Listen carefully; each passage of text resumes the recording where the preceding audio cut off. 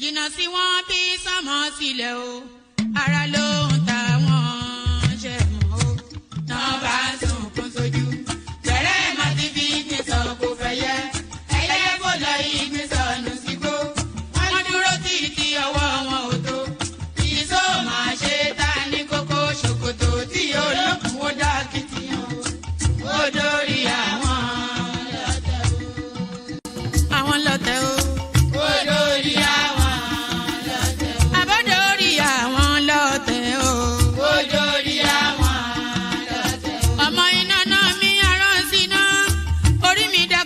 Ṣí mi lọ́nà o, mo tẹríba fàdàgbà o, àgbà ẹ foríjì ni, ojoojúmọ́ ni mo ń pọ́n wọn lé, mo ń ṣèyá sí àwọn àgbà o, mi ò fojú tí rìn wọn láyé, ọmọdé ẹ má fàgbà ṣe yẹ̀yẹ́, torí oníkọ́ tó lè ọlá ni, ọmọdé ń bọ̀ wá dàgbà o, màmá ń bọ̀ wá dàgbà o. Máa ń bọ̀ wá dàgbà o. Ọmọdé ń bọ̀ wá dàgbà. Ọmọdé ń bọ̀ wá dàgbà o. Ọmọdé ń bọ̀ wá dàgbà. Bọ́lájú kòkòrò bá pẹran nígbó tó bá fúnra ẹ̀ pín ló dára jù o. Kọ̀wé mi á jẹ́ tàgbà o. Èyí mo rí màrò ẹ̀kọ́ gbogbo náà ní ilé ayé. Sùúrù ní ṣẹ́gun ohun gbogbo. Ẹ má ṣèké mo ní ẹ má dalẹ̀. Forí orí kìlọ̀ ló jẹ́ ẹ̀yin forí wọ́rí yìí yóò ṣàbàmọ́ àwa ò ní ṣàbàmọ́ láyé o nílé ayé o àwa ò ní ṣàbàmọ́ láyé àwa ò ní ṣàbàmọ́ láyé àwa ò ní ṣàbàmọ́ láyé dẹ́bìtọ̀ rẹ̀ àtàrà ilé o àwa ò ní ṣàbàmọ́ láyé àwa ò ní ṣàbàmọ́ láyé àwa ò ní ṣàbàmọ́. Ṣòkòtò wọn múra wọn sáré kárù sọkọ o àyànmọ́ ògbóògùn wo wọn ò béèrè lọ́wọ́ orí orí lọ́mọ mẹ́wàá lọ ìyàwó ohun tí ẹ wá lọ sí Ṣòkòtò ohun bẹ lágbo Ṣòkòtò mo sọ àkúnlẹ̀yàn ọmọ ẹ̀dá láyé kò lè yí padà mo ń tẹnu mọ́ o olórí làlá bàrò orí làlá bàrò olórí làlá bàrò olórí làlá bàrò olórí làlá bàrò orí mi gbé mi níjà o olórí làlá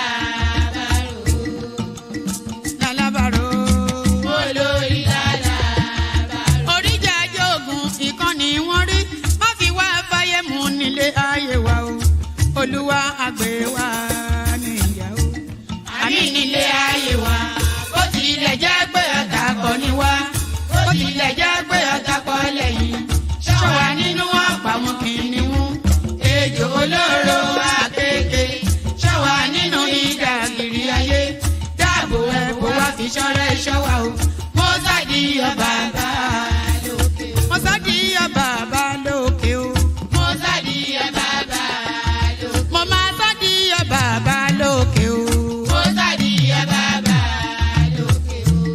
Olúwa gbé wa níjà o. Mo sádì ọba bá lókè o. Kó má fi wá sílẹ̀ o. Mo sádì ọba bá lókè o. Olúwa má fi wá sílẹ̀ o. Mo sádì ọba bá lókè o. Àwọn ọ̀tá tí wọ́n rè rajọ ìbànújẹ́ ti bá àwọn ọ̀tá nílé. Àwọn ọ̀tá tí wọ́n rè rajọ ìbànújẹ́ ti bá àwọn ọ̀tá nílé. Àwọn ọ̀tá tí wọ́n rè rajọ ìbànújẹ́ ti bá àwọn ọ̀tá nílé. Àwọn ọ̀tá tí wọ́n rè rajọ ìbànújẹ́ ti bá àwọn ọ̀tá nílé. Bí wọ́n ti ro ti wá sí nínú ilé bẹ́ẹ̀ ni kó jẹ́ tiwọn lọ ijọ́ gbogbo. Àwọn ọ̀tá tí wọ́n rè rajọ ìbànújẹ́ ti bá àwọn ọ̀tá nílé. Àwọn ọ̀tá tí wọ́n rè.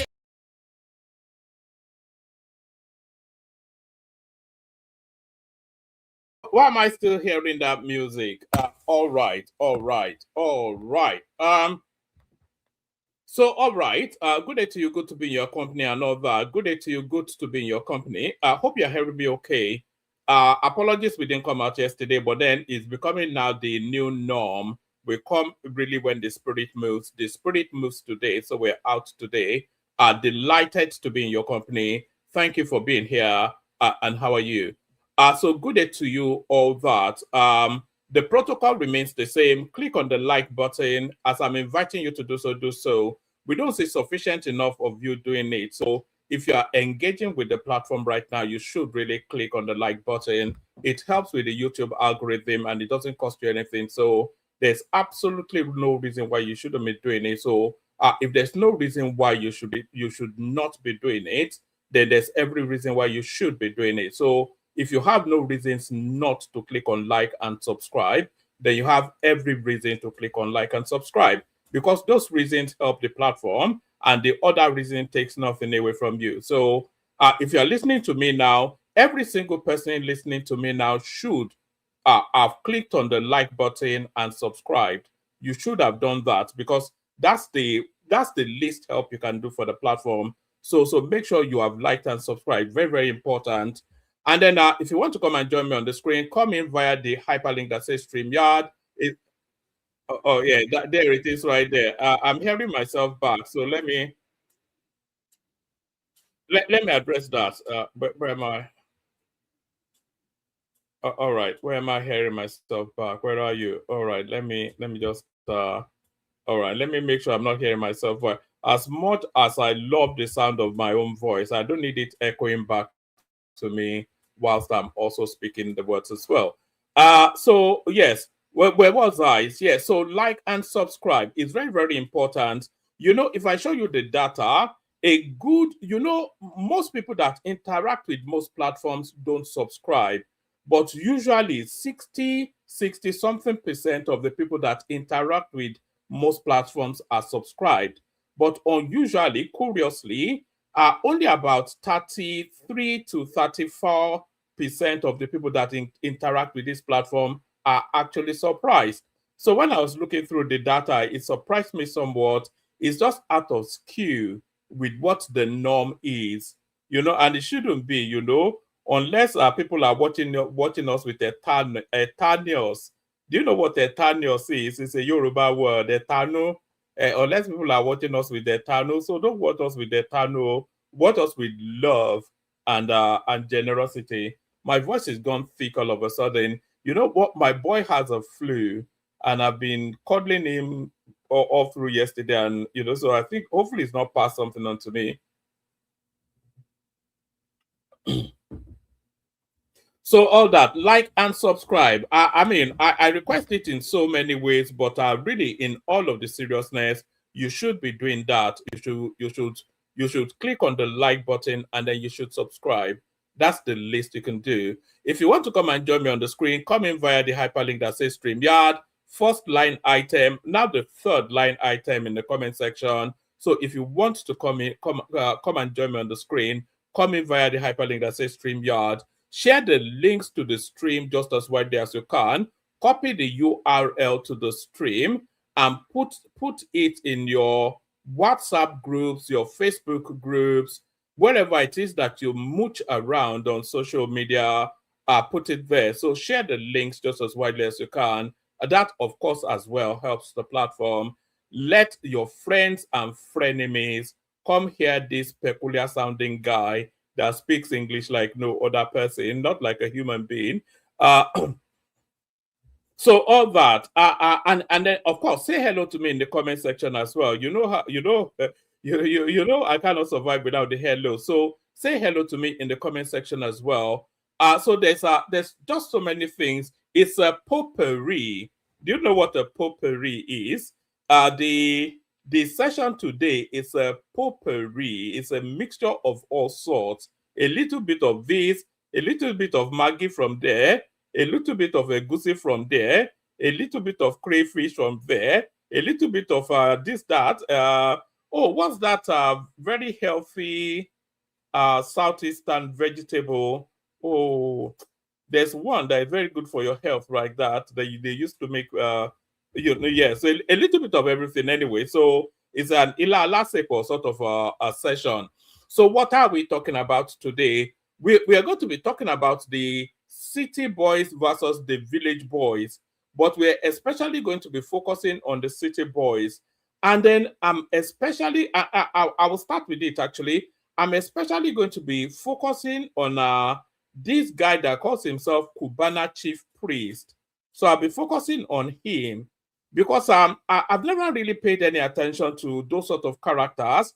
But today I was paying attention to him, and it struck me just how clever this guy is. You know, of course, it formed this now new partnership with Tinubu, and they are pushing, propelling some sort of political organization, which they are calling the City Boy Movement. But so we know that. But what I want to highlight in speaking to that space is just how clever this Cubana Chief Priest is. So we'll get to that momentarily. A little bit of Peter Obi bashing, of course. The platform is never, the session is never completed without a little bit of Peter Obi bashing. So we do that, of course, in the course of the session. Also, Dele Momodu has come out today to tell us then that he has the formula that removes Tinubu out of power. So we will find out what it means exactly. He also said Atiku lacks 1% of Tinubu's war chest. So if he feels Atiku lacks 1% of Tinubu's war chest, then why exactly does he feel that there's a strategy that removes Tinubu? So we're speaking to that as well. 60-40 power deal finalized as Bala Mohammed fixes date to join APC. So that is this will be the final nail in the coffin of the politics. So should we even go through this one? Let's go through this one right now. Actually, I was going to start with Cubana Chief Priest, but before I start with anything, let me acknowledge Lato Rich, who is the only one that has love for us. He says, hello, one man. Greetings from Abbeywood, London. So I thought Abbeywood was actually Kent. Are you not Kent? I thought you were Kent, not London. But that's Lato Rich right there, the only person that has any love for us. Of course, Agbadorian as well. There's Agbadorian, always the first to say hello. So people continue to say hello in the comment section so we can pause for breath and interact with you. But let me show you this one. Let me bring you this one.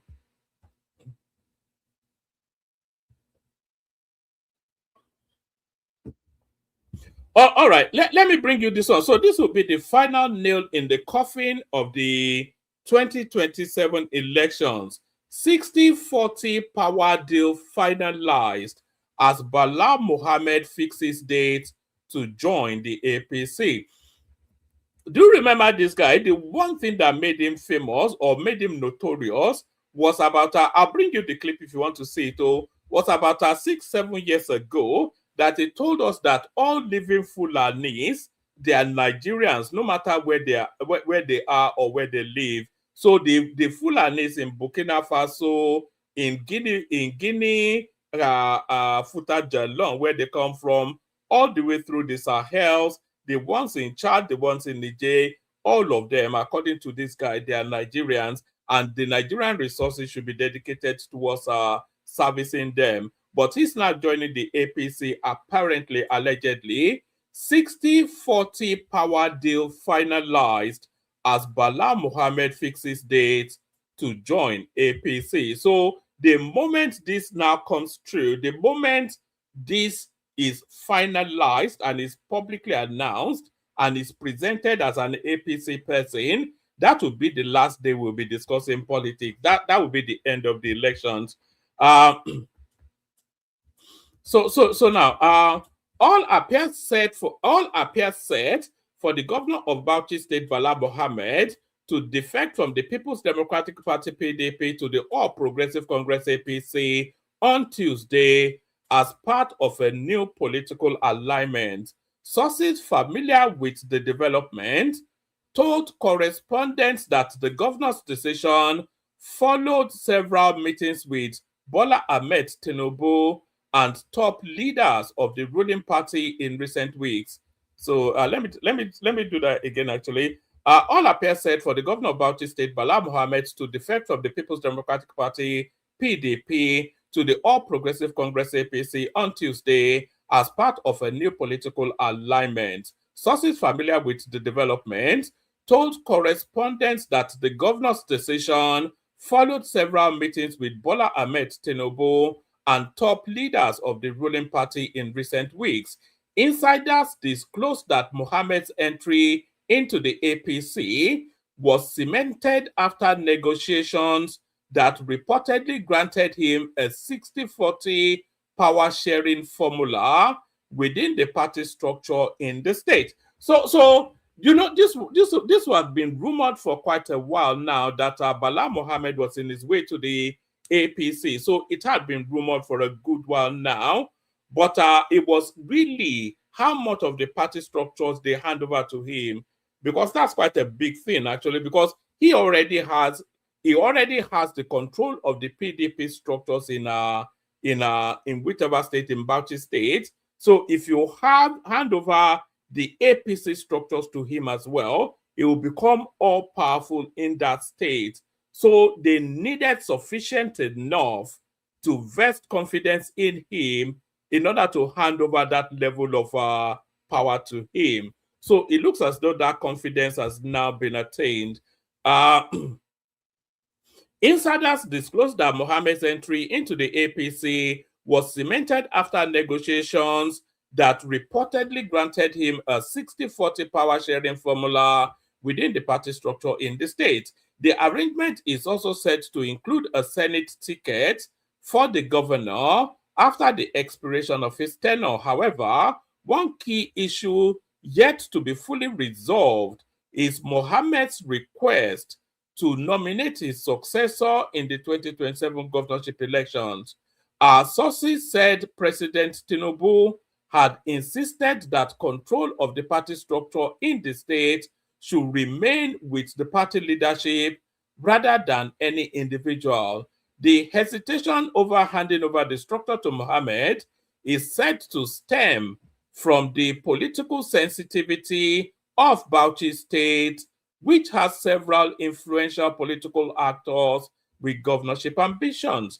Amongst those reportedly interested in the position are the Minister of Health, Ali Pate, Minister of Foreign Affairs, Yusuf Tugar, and Oil and Gas Executive, Bala Wonti. So who would you want to be the governor of Bauchi State? I would not be averse to Yusuf Tugar being the governor of Bauchi State. Is eminently qualified, he has a good command of language, is very savvy and very politically astute. And I don't have the expectation that he'll be a fundamentalist like Bala Mohammed. Amongst those reportedly interested in the position are Minister of Health, Ali Pate, Minister of Foreign Affairs, Yusuf Tugar, and Oil and Gas Executive, Bala Wonti. Despite the unresolved issue, Mohammed is said to have concluded arrangements to formally join the APC at a ceremony expected to be attended by key party leaders. If the defection materializes, the number of APC governors nationwide would reportedly increase to 32, leaving the PDP and other opposition parties with only a few governors. The a few means 3. No, 4 actually, because Adeleke is with Accord Party. So you have Sheyi Makinde still with the Lone Ranger in the PDP. You have Adeleke Accord Party, and then you have Abga, and you have one Labour Party. So a few means 4 out of 36. Meanwhile, ahead of a proposed reconciliation meeting within the PDP, loyalists of the Minister of the Federal Capital Territory, Yemsen Wike, have outlined what they described as non-negotiable conditions for talks. The reconciliation meeting is expected to involve the faction led by Atinamu Turaki and the camp loyal to Wike. So I'm not sure how anybody called to Namu Turaki is going to outmuscle Wike in politics. Pardon me.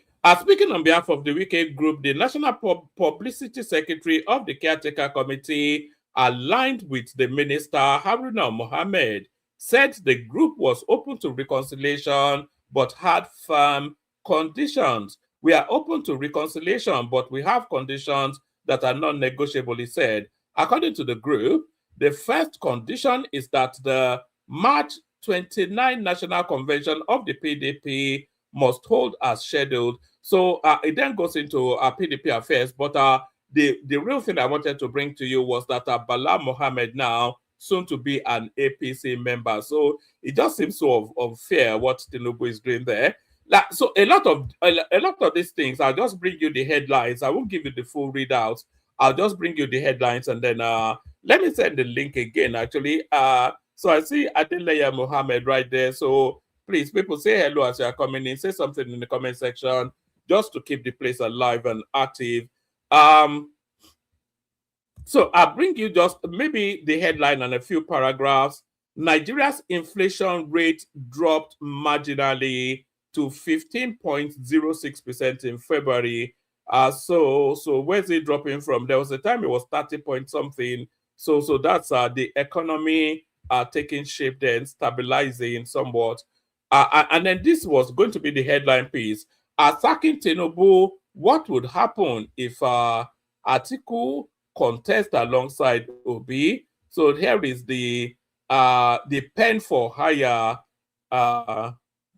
Is this from Dele Momodu or? Oh, I think this is coming from Reno Mokri. Oh, all right. Let's just take a few paragraphs. Reno Mokri, the recently appointed Nigerian ambassador to Mexico, has projected the possibility of former Vice President Atiku Abubakar losing woefully should he run a joint ticket with the former governor of Anambra State, Peter Obi, in the 2027 presidential election. The former presidential aide made the comment whilst reacting to the claim of Dele Momodu, a veteran journalist and publisher, that the joint ticket of Tinubu and Obi, that would be Atiku and Obi, not Tinubu, but they wrote Tinubu there. Well, I think we know what they mean. The former presidential aide made the comment whilst reacting to the claim of Dele Momodu, a veteran journalist and publisher, that the joint ticket of Atiku and Obi would defeat President Tinubu and the ruling APC in the 2027 presidential elections. Omokri made the claim. Omokri explained that Atiku Obi, who made significant statements in the 2023 presidential election, could lose even Adamawa, the home state of the former vice president, in 2027. He explained that as much as northern Nigeria places value on politics, religion is more important to the people than politics. Thus, he posited that the North would not vote for someone like Peter Obi, who once allegedly said he would unleash religious war on Muslims in the country. So I think they're going to be representing that. So that's that one right there. So that's Reno Omokri's reasoning. But what was Reno Omokri's ask? Where is that? So what was Reno Omokri speaking to? I hear you ask. This is what Reno Omokri was speaking to. Tinubu will be gone. Momodu speaks on only tickets that can sack Tinubu in 2027 election. Dele Momodu, publisher of its Ovation magazine. Its Ovation magazine, is it still actually in circulation? Is the question. Dele Momodu, publisher of Ovation magazine, has said that an opposition ticket involving Atiku Abubakar and a southern political figure with alliance to the ADC could unseat President Tinubu in the 2027 elections. Momodu, speaking in an interview on Channels Television's Politics Today program, monitored by correspondents, argued that a coalition ticket featuring Atiku, a former Nigerian vice president, and a prominent politician such as former governor Rotimi Amechi or Peter Obi could significantly weaken the ruling party's chances in the next general election. So this is just the most ridiculous of things to say. I believe if we have a combination of Atiku, maybe with Peter Obi, or maybe with Rotimi Amechi, or any other person that comes from the South, Tinubu will be gone. It will be the end of Tinubu's foundation, not the APC. According to him, Atiku's long-standing presidential ambition and experience positions him as a formidable contender if he emerges as the ADC candidate for the 2027 elections. And Momodu, an ally of Atiku, added, from my analysis, Atiku Abubakar, even those who did not like Atiku before, now he is smelling like roses because the enemy of your enemy is my friend. He has prepared forever, just like Donald Trump was preparing forever. People said Donald Trump is old, and like a joke, is doing his second term. I believe that there must be opposition politics. There must be opposition candidates, but Tinubu wants to contest against himself, and it doesn't make sense to me. Asked whether he believes Atiku has what it takes to defeat Tinubu in 2027, Momodu said the Adamawa-born politician's political structure and persistence makes him a leading aspirant. So yes, I think we all already know that 2027 is Atiku versus Tinubu or Tinubu versus Atiku. The only thing that we're not clear on is who Atiku's running mate is going to be. So once we know who Atiku's running mate is going to be, then we know the shape that the election is likely to take. But we all already know that 2027 is going to be Atiku versus Tinubu, just like 2023 was. Earlier, Momodu admitted that it is sad and difficult to watch chieftains of the PDP leave the party and defect to the ruling All Progressive Congress APC. He, however, asserted that the only option left to democratically oust President Tinubu is to play ethnic and religious cards. So that's the nature of the politics. That's the politics that he is recommending, and he's an Atiku advisor. So this is what he said, though, on national television. He, however, asserted that the only option left to democratically oust President Tinubu is to play ethnic and religious cards. A former governor of Lagos State and a veteran power broker at the heart of Nigeria's political class, Tinubu is at the also they round it off with a little biopsy. Is it biopsy? A little bio of Tinubu. But there it is right there. So that's Dele Momodu's. So that comes as no surprise to anyone. It's silver. And by the way, Dele Momodu has been in Atiku's payroll for a good while now. Still staying with Dele Momodu, Atiku lacks 1% of Tinubu's war chest. So how exactly is he going to win is the thing. It's just, it tells us all of the reasons why Atiku cannot win. And then he lands on the assertion that Atiku will win. 2027, Atiku lacks 1% of Tinubu's war chest. Is the fat boy from Edo State, Dele Momodu. A chieftain of the African Democratic Congress, ADC, Dele Momodu, has said former Vice President Atiku Abubakar does not possess the financial resources needed to match President Bola Tinubu ahead of the 2027 presidential elections. And if you want to know what it means, go and watch Seyi Tinubu in Enugu State. He was dashing out motorbikes, refrigerators, deep freezers, etc., to just a crowd of market women in Enugu State. So, and that's just at the Seyi Tinubu level. So we already know how can somebody like Obi or Atiku possibly match that? Where are they going to get the money from? A chieftain of the African Democratic Congress, ADC, Dele Momodu, has said that former Vice President Atiku Abubakar does not possess the financial resources needed to match President Bola Tinubu ahead of the 2027 presidential elections. Momodu made the statement whilst appearing as a guest on blah, blah, blah channel's television. During the interview, the Ovation publisher expressed concern about what he described as Nigeria's gradual slide towards a one-party state, comparing the current political climate to the period of former military rulers and Abacha. He noted that although there is clear financial disparity between the two camps, his decision to support Atiku is rooted in his belief in the need for a vibrant opposition in the country. How can Atiku, 80-something-year-old Atiku, how can he possibly represent vibrant opposition? I'm not even sure if he understands what those words mean. I would describe this moment as being worse than that of the Abacha government.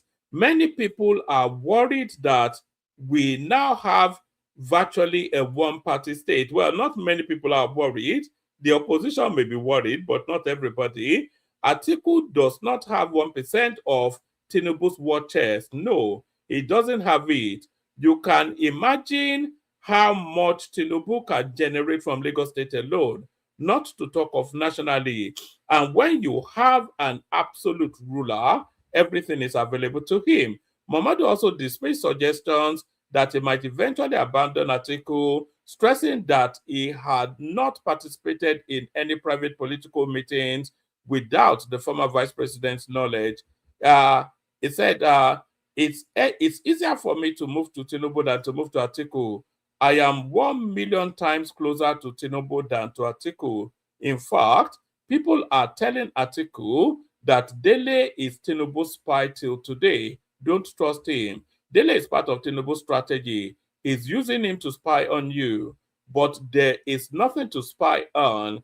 I have not attended any secret private meetings without Atiku. So that's there's every possibility that Dele Momodu might well be a Tinubu spy, but there's not sufficient enough in him to be a Tinubu spy. What does he offer? It's not as though it's not especially clever. It doesn't have courage politically, so there's nothing he has to offer that will make him a political spy. So let's go on to that, to matters more serious. Bomb explosions rock Maiduguri. So it's been a very, very long time since we actually had this as a headline. So this is the resurgence of the Boko Haram people. And of course, they're being brought back for reasons of politics. So these are just what, I'm not going to play you the clip because it may well trigger a YouTube strike or something. So I won't play you the thing, but you can see just the aftermath of the explosion. Explosion has been recorded in 3 locations in Maiduguri, the Borno state capital. I have to phone Hassan tomorrow, make sure it's safe. Multiple sources told correspondents that the incidents occurred around 7:30 p.m. Monday, March the 16th, 2026. A resident of the city, Abdul Ahmed, said the explosions were heard around El Kanemi Monday Market and University of Maiduguri Teaching Hospital. Another resident, Fadila Abdulrahman, corroborated this, adding that another location was targeted around the post office. It is not clear yet what caused the explosions, but residents said they suspect bombs planted by Boko Haram insurgents. So that has resurfaced in Maiduguri, and I think we all know why. It's all about the elections. So this is the only politics that the North knows how to play, politics of violence. Bomb explosions rock Maiduguri. We've just now gone through that. What's this one offering us? Is there one more? All right. I think that's what we have. All right. Let's do a little bit of Peter Obi mocking before we go to the Kubana chief priest piece that I wanted to show you. So now, tell me if you can hear the audio on this one. I'm not sure if the audio will come through. So tell me if you can hear the audio on this one. That you did not leave any tangible legacy in your state. Can I ask you to explain why Mr. Soludo is wrong? If I would, people ask me, what did you do in Anambra State? I said I brought civility and order in governance. at least abroad and all that behavior. You see, often at time, are people looking for physical infrastructure as. Listen to the question, listen to the response. So that was an interview with Kadira Ahmed, as you all know. We all know Kadira Ahmed. Thank you for letting me know, Lato Rich. So listen to the question and listen to the response. So Kadira Ahmed is saying to our friend Peter Obi that, look, your successor, Charles Soludo, he said you left nothing tangible in the 8 years that you governed Anambra State. So, remember, of course, Obi is always telling us to go and verify. So, Kadira Ahmed has gone to verify, and she's reporting back to him that, look, your friend Charles Soludo, he said you left nothing tangible in Anambra State, haven't governed the state for 8 years. So that was the question, and this is Peter Obi's response. It beggars belief. Unbelievable stuff. Recently, Charles Soludo said that you did not leave any tangible legacy in your state. Can I ask you to explain why Mr. Soludo is wrong? When people ask me what did you do in Anambra State, I said I brought civility and order in government and governance. At least I brought an ordered behavior. You see, often at time, are people looking for physical infrastructure. So that's the promise to the Nigerian state. Don't worry about infrastructure. If Peter Obi is president, he will bring you civilized behavior. Soludo accused him of doing nothing in Anambra State. They pointed that question to him, and he said, no, if you are looking for infrastructure, I built nothing, but I civilized the space. It's not me saying it, though. That's what he said now. Soludo accused him of doing absolutely nothing for 8 years. Kadira Ahmed puts it to him that this is what your successor said, and that was Obi's response, that if people wanted infrastructure, they are looking in the wrong direction, that what he did for Anambra State for 8 years was to civilize the space. Is Obi himself civilized? For him, but there it is anyway. We continue to mock Obi until the elections are gone. So let me just play it. This time I won't pause it. It's just the ridicule of it. It speaks for itself. Recently, Charles Soludo said that you did not leave any tangible legacy in your state. Can I ask you to explain why Mr. Soludo is wrong? When people ask me what did you do in Anambra State, I said I brought civility and order in government and governance. At least I brought an ordered behavior. You see, often at time, are people looking for physical infrastructure as a model? No. There's a difference between even people having what you call ordered behavior. So inculcating a culture. A culture of ordered behavior, a pattern, a discipline. And people can say, this man is doing the right thing. I brought them. Recently, Charles.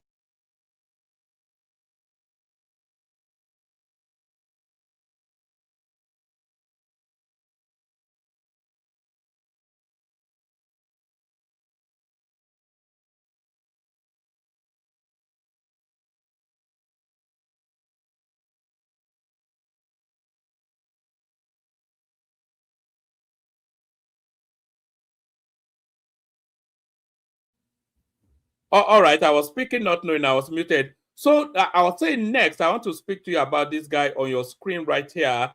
They call him Cubana Chief Priest.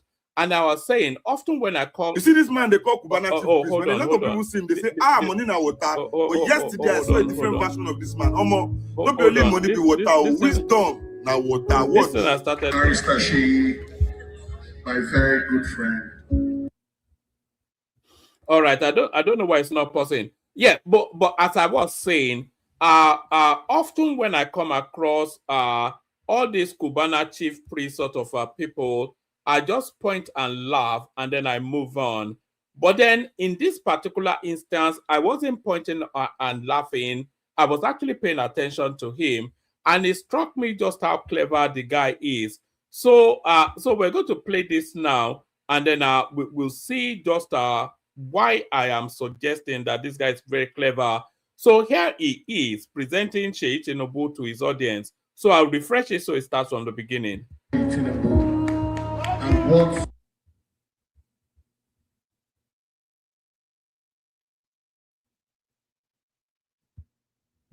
You see this man they call Cubana chief priest. When a lot of people see him, they say, money na water. But yesterday I saw a different version of this man. Not be only money be water. Wisdom na water. Watch. Barrister Sheyi, my very good friend, my in-law, my brother. You know, most of you don't know that Sheyi is marrying an Igbo girl. They will not tell you that because they want to take him away from us. But we have taken our brother back completely. Because this is a guy who has always made us understand that we are one regardless of where we come from. And today he has proved it. Tomorrow he will still do it again. We love you, Sheyi Tinubu.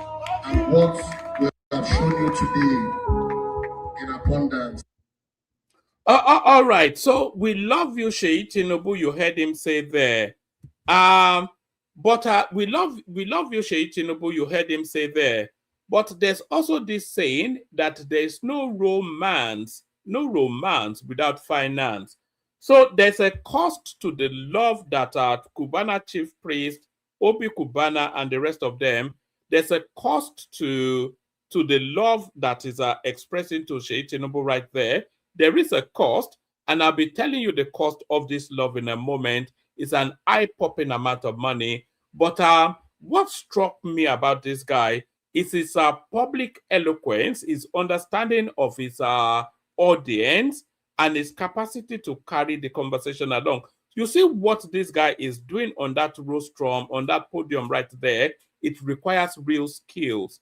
It requires quick thinking. It requires an understanding of the audience, and it requires the crafting of the language to still maintain your own steez whilst you're still getting across the messaging you're trying to get across. It's a masterclass in public speaking, even though he's speaking it in pedestrianized language. It's nothing but love. And that is what we expect in return. We're just looking for a fair share. You know, easy. And I just read you when they are in our job.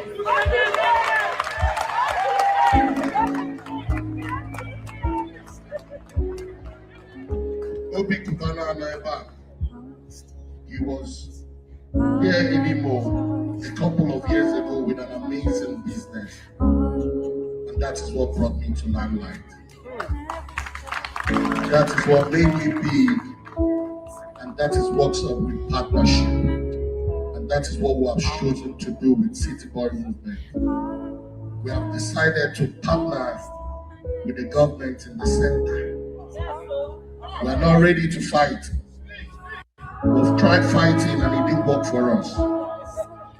So just you know what you know, everybody utters is an epic, it's a banger, and the way he's crafting the narrative as well is not conceding anything, whilst he's also taking a lot from his audience. So what am I saying? So he's telling them first, he drops first that Sheyi Tinubu is their in-law, so which is an invitation to see him as one of their own.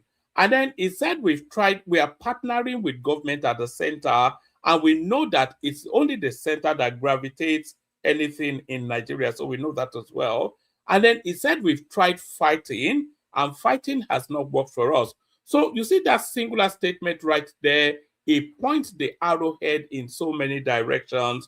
We've tried fighting, but fighting has not worked for us. That's what he said. So when you look at we've tried fighting, he's speaking to the IPOB Biafra space, he's speaking to the Peter Obi space, and he's speaking to any ethnic jingo that is going on within that space. And he knows his audience very well. So just those simple words is pointing it to the pockets of resistance that he has identified within that space. So that's a masterful crafting of utterances, and you need to have a deep and a textured understanding of your audience in order to maneuver words in this way. So I thought that was excellently put.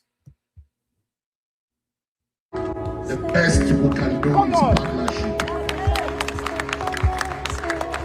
We have shown you love, ST, and I know you're going to reply in 1,000-fold. In my life, you have made a very bold statement by taking me to the villa to meet your father, the president of this country. See, as my enemies see that picture, they run away. He did it out of love because at the past election, I did not support Ashwaju. I had to be an evil boy. I had to do some careless mistakes. But they say first food will be food, and second food will be proper.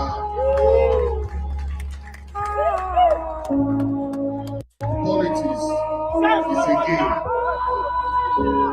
It's a game. And it's a game that you would love to win. All right. It goes on for a little bit longer, but I think you get the essence of what he's saying there. But you get the essence of what he's saying there. But there's a cost to all of these things that he's saying.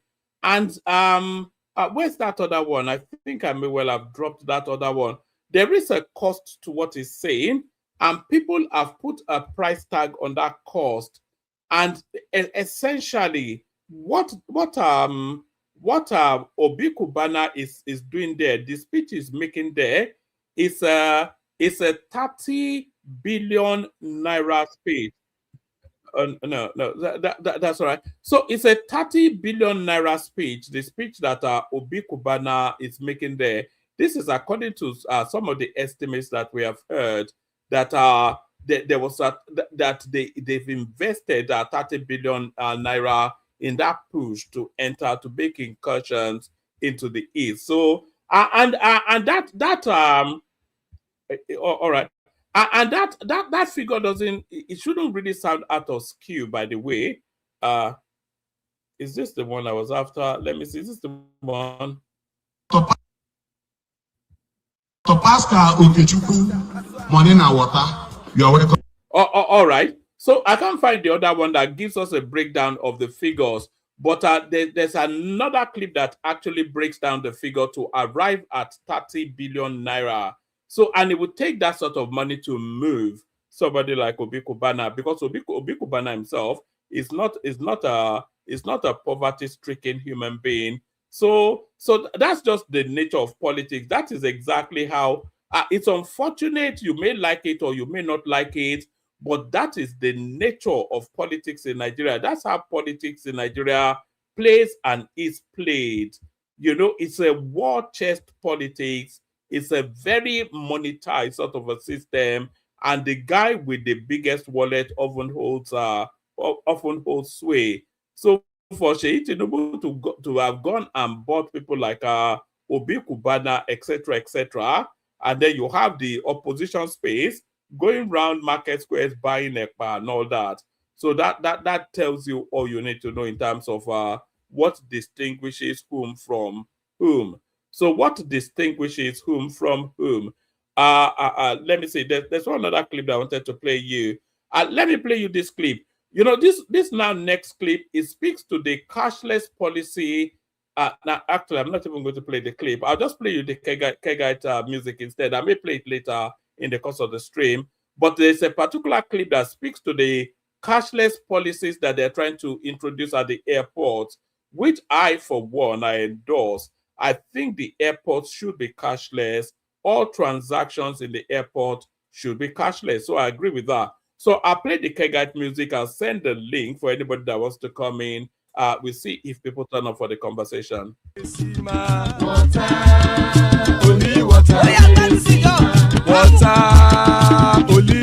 where they see my water. Oh yeah,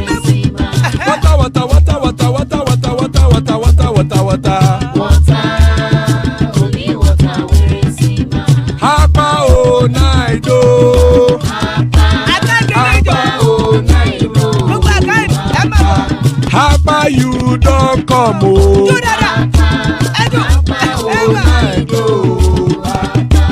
Hapa oh naido.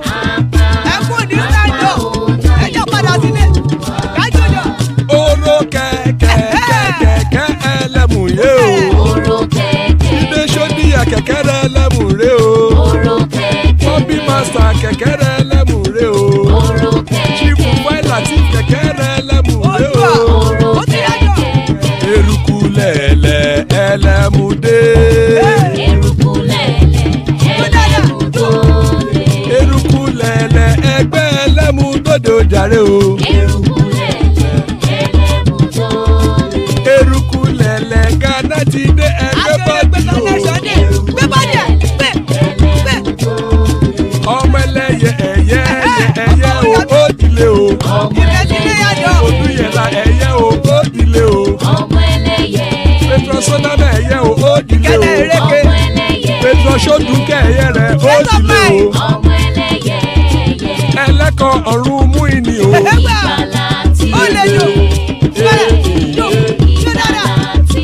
Àkùkọ ọ̀run mẹ́kọ̀.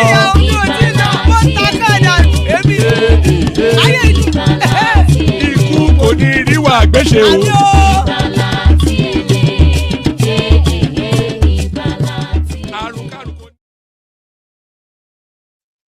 And there it is right there. Ikuko Niru Agbeche may death have nothing to do with us. Big apologies. I've not yet brought you the headline piece, so I must bring you the headline piece.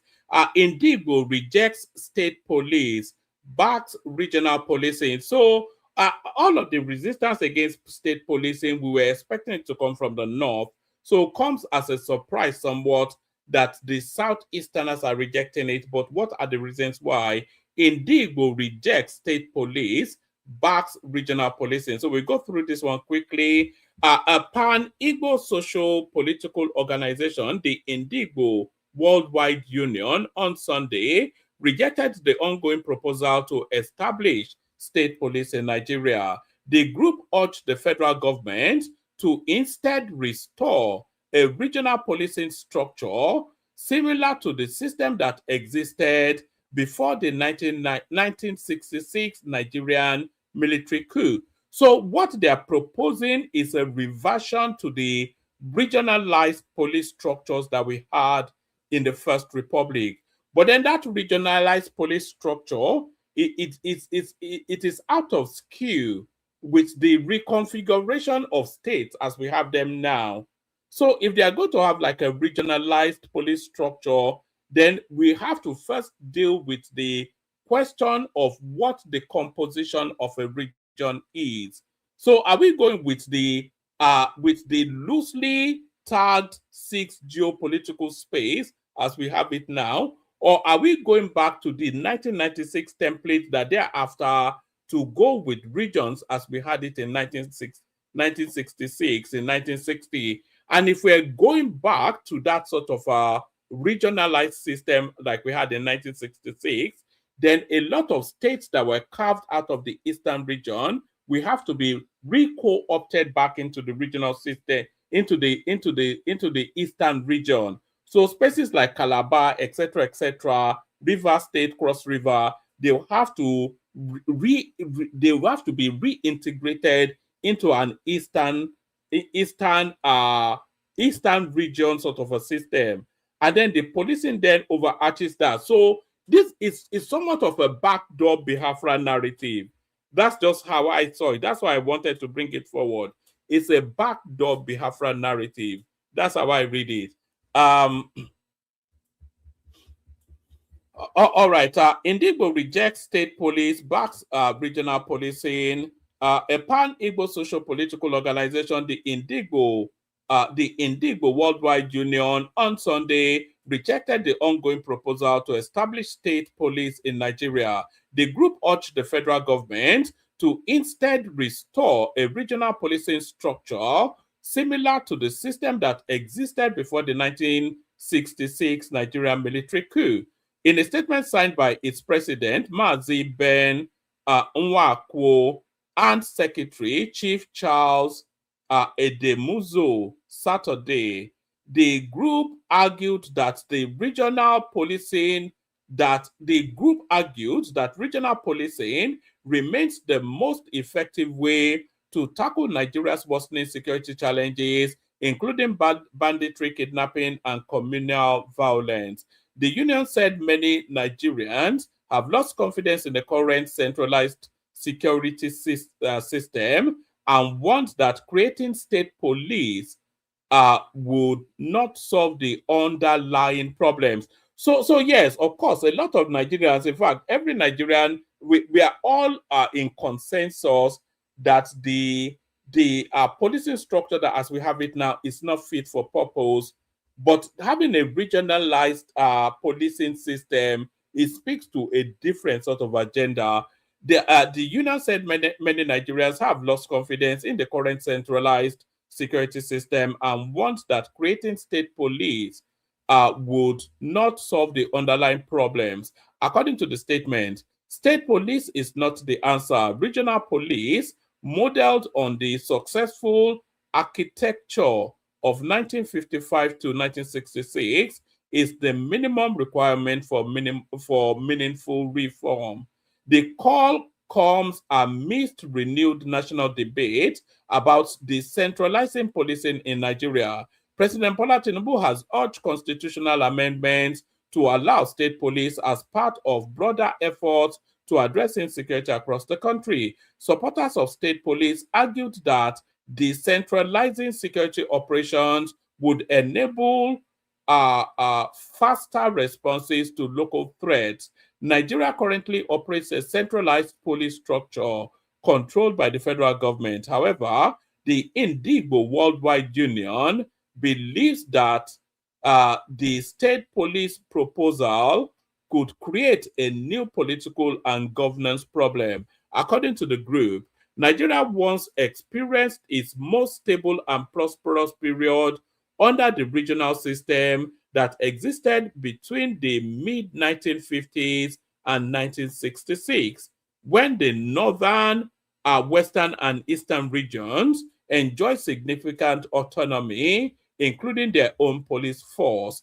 The union argued that policing worked more effectively during that period because the officers were drawn from local communities and had deep knowledge of the language, culture, and geography of the areas they served. Nigeria's most progressive and peaceful era occurred between 1955 and 1966, when the regions operated their own police forces. Indigenous officers policed familiar terrain, spoke local languages, and understood community dynamics. This fostered trust and improved security, the statement added. The group blamed Nigeria's current security difficulties partly on the centralized policing structure introduced after the military takeover in 1966. According to the union, the system often places officers in communities where they lack cultural familiarity and community relationships, which can undermine trust and effectiveness. The organization argued that sending officers from distant regions to command policing operations elsewhere could create mistrust between communities and security agencies. So yes, and that is why they are creating state policing. So this is not an argument against state policing. This is an argument for state policing because, of course, if they have state policing, then the recruitment into that force will be locals in that state.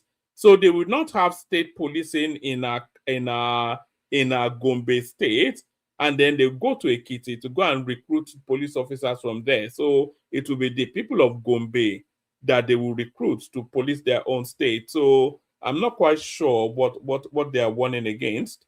The group argued that sending officers from distant regions to command policing operations elsewhere could create mistrust between communities and security agencies. So that's the system as it obtains now, and that's the system that we're looking to move away from. The centralization imposed after 1966 dismantled an effective system and replaced it with a distant national force, often commanded by officers unfamiliar with the region they serve. regional police would empower officers indigenous to their geopolitical zones and provide built-in checks against any single governor weaponizing the police, the union said.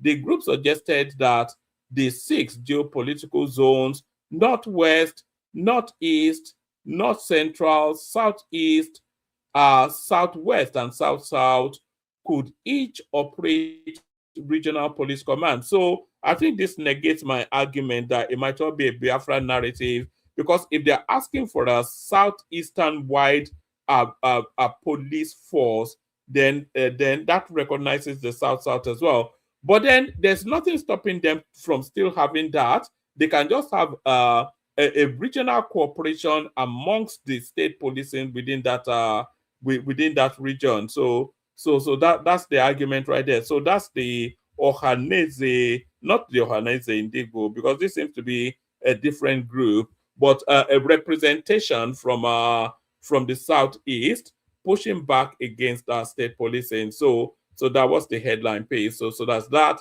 So that was the headline piece. So that's that. Let me start bringing people up. We got Baba in the house. Always a delight when Baba is here. We got Zita in the house. Always a delight when Zita is here. And then we got Choma in the house as well. I'm not sure if she's still in Nigeria or not. So for the first time ever, the ladies actually, if you exclude myself, the ladies actually outnumber the gentlemen on the screen. So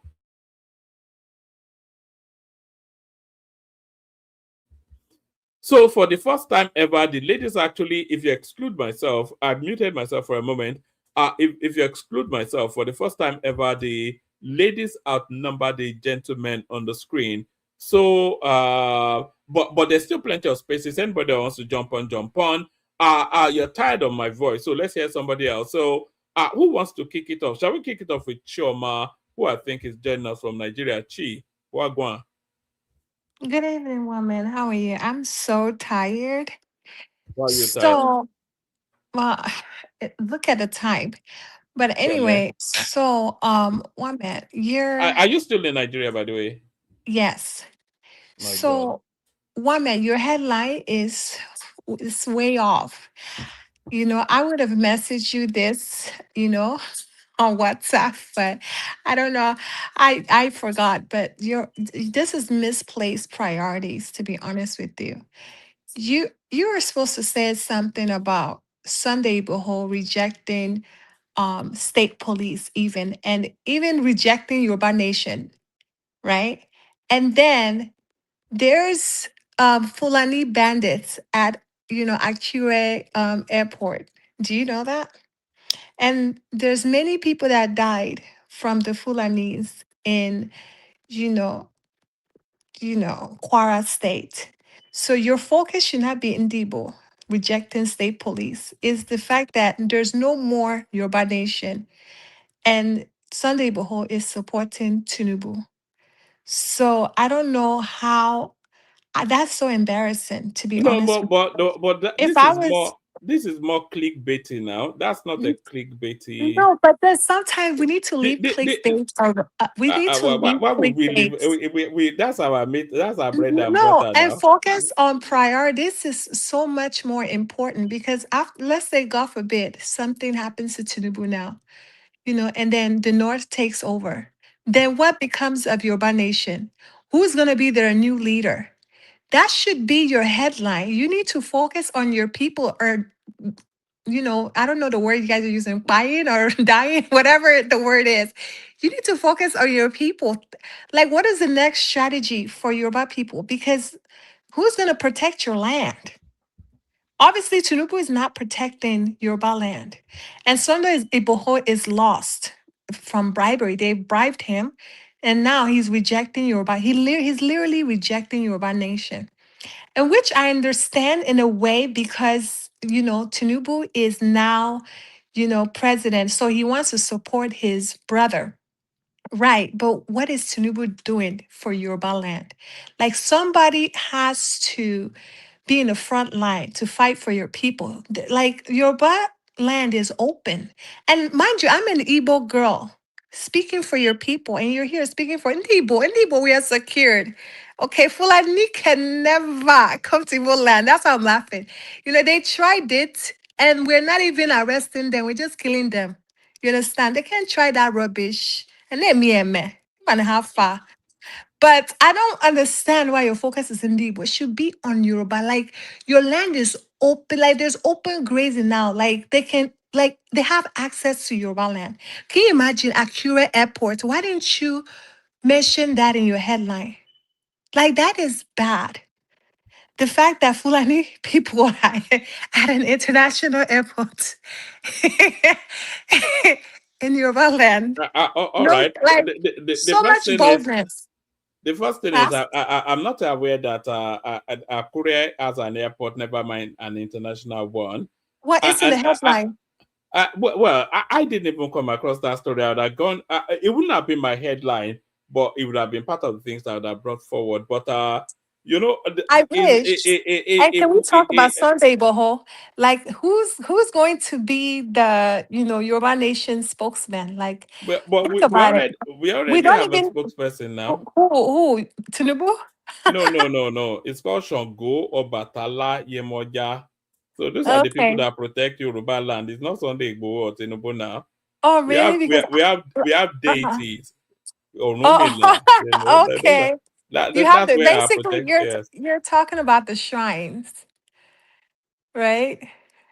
Like, is it Ogun or Gon, whatever it's called? Yes. Of course, that's good. I mean, that's good, It's I guess. people like Oni of Ife. Those are the people that protect Yoruba land, not Tinubu or Igboho or anybody like that. Yes, but I'm not seeing any results. I'm being honest. I'm not seeing any results. And I feel like, in as much as Tinubu is president, I feel like he need to really tackle these Fulani people because, I mean, they're making him look like a joke. This is in your own land. If I was president, I would not have any terrorists attack my people. I will handle it accordingly. You get my point? So that's just what I wanted to say. Um, Now about that fat boy. What's the name of the fat boy? Obi Kubana. No, he's not fat. The other one, the chief priest, right? Yeah. Yeah, they're all the same now. Was there a difference?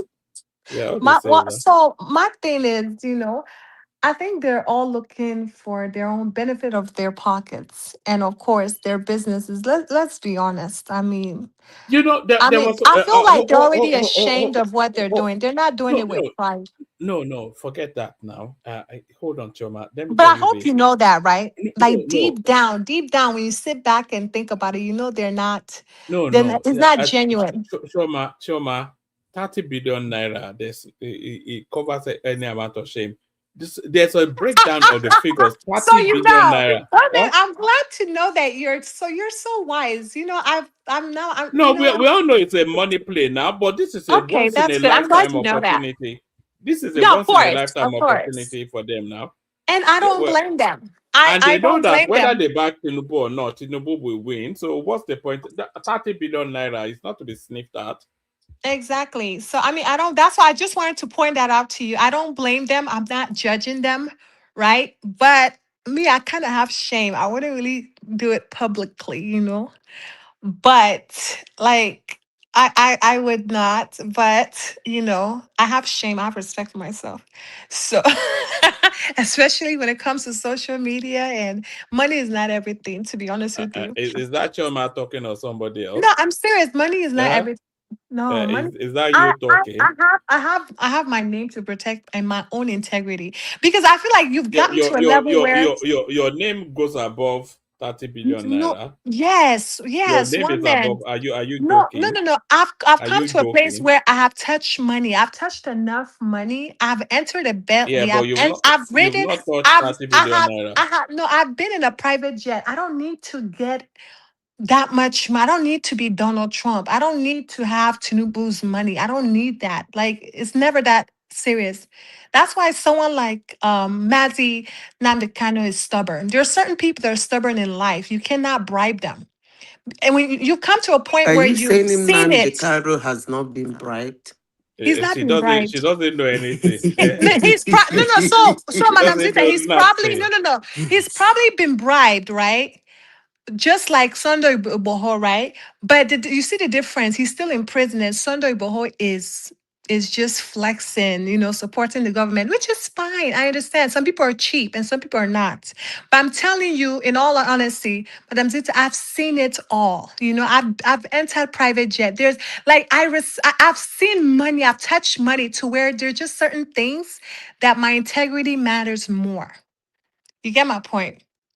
I would never be on camera, doing certain things against my people, especially if it does not favor all of my people. You get my point? Forget that. Let me tell you something, Achoma. I would rather support, hold I on. would rather Yeah, support low key than publicly. That's what I'm trying to say. No, hold on. Let me tell you something.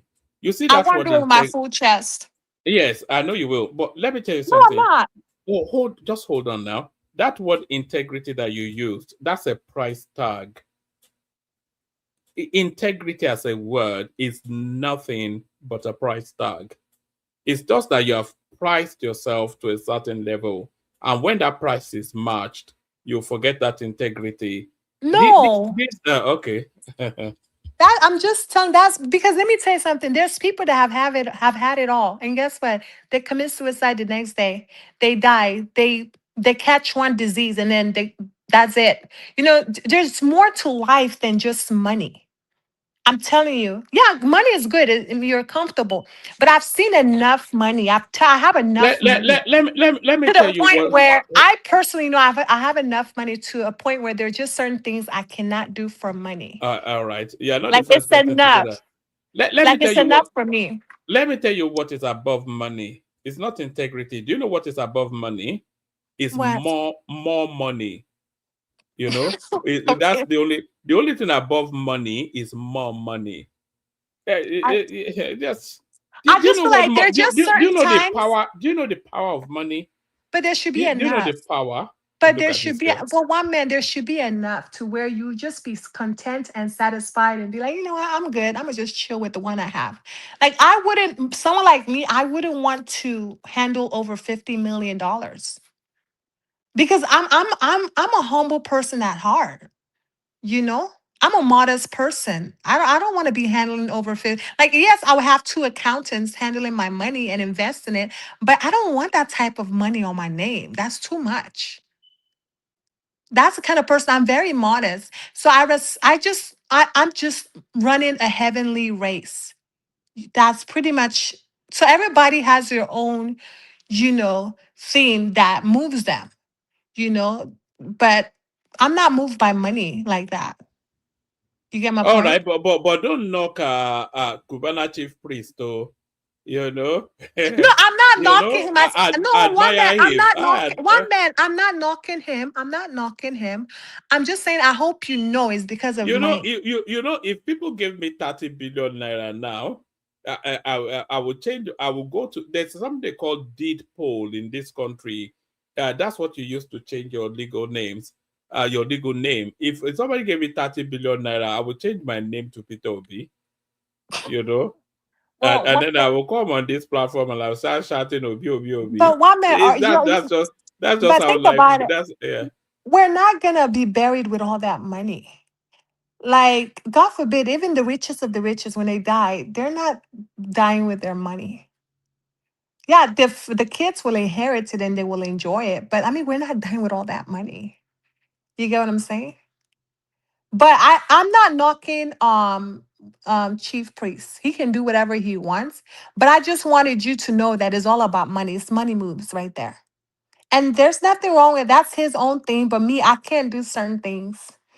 I can't, I mean, I can low key, but not publicly. Oh no, I have shame. That's what I have to say. But I'm going to bed, one man. I'll be watching live though. Excuse me, what is shameful on what Gubana chief priest? What is shameful about what they're doing? No, Let's I'm let's just saying let's because let's keep the it's a money lack of aside. integrity. Huh? Madam Zita, it's a lack of integrity. When people What is just the go anywhere integrity in the it? wind blows, just because they were just supporting Peter B last election, they were all about, righteousness and doing the right thing, supporting P2B, all of a sudden they have decamped to APC like other politicians. You Can know, I it's ask you just, an honest question? yes, ma'am. Honestly, sincerely speaking, if Hmm. you are a serious voter, a serious one, like somebody want to build his or her career in politics from voting some kind of candidates and relating with them, and from there you start having your own political career, just small here and there. On a serious note, let me ask you a question. If you have a candidate like P2B that runs around like a courtroom, will you actually keep your support? Somebody who is in one place for a time, mean one thing for a time, and keep changing. Like who does that? But you still, If you but no are one. a serious person, look, you see those boys But called Madam those. Zita, nobody's forcing them to campaign for P2B. They could just be on the They're choosing, so sidelines. there is nothing like integrity in it. I know, but they're choosing the total opposite. You see what I'm saying? Total opposite of what they believed in last year. Sometimes you have to be consistent. And if the person you are supporting fails you, then you just keep quiet, you know? Don't need to keep But quiet And also, sit because back. I will keep no, quiet Choma, no, Choma, hold on. Obi, Sorry, Obi because Zita. never kept. Hold Obi on, is still not all that Choma, bad though. one man He's can Choma, not we all have a Choma. that nice bad. conversation? But Madam No, Zita, Obi hold is on. not that bad. See, let me Choma, say this. hold on, Zita, 1 second.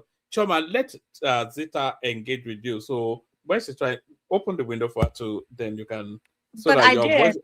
We are yeah, talking. so that I your never voices cut are off. not. Oh God, exactly what I was You're just trying to. you're the one that's cutting off. I'm not cutting her off. No, I don't I want know, to. but she was talking. No, You're the one that cut her off. no, can you listen for a second? I am listening, but you're the one interrupting. Yes, just listen for 1 second. And you listen too when she's talking. Oh, yes, I will listen. Please Okay. don't make things difficult. All I'm asking is that I don't, if the voices are overlapping each other, then it's not a pleasant experience for the audience. So manage the conversation in that way so that your voices are not overlapping. That's all I'm saying. Zita. It's not overlapping. Okay, Chichi, what I'm saying is that the person Obi has not been consistent and he has not been quiet about it. So I don't really see any reason why somebody who has been supporting him should have shame for no longer supporting him. Sometimes when most people discuss Obi, I do laugh, and that's why they hate me. They seem not to be following who he was. Okay, PDP to ABGA, ABGA to PDP, PDP to LP, LP to ADC. We are not even sure what the next one is coming.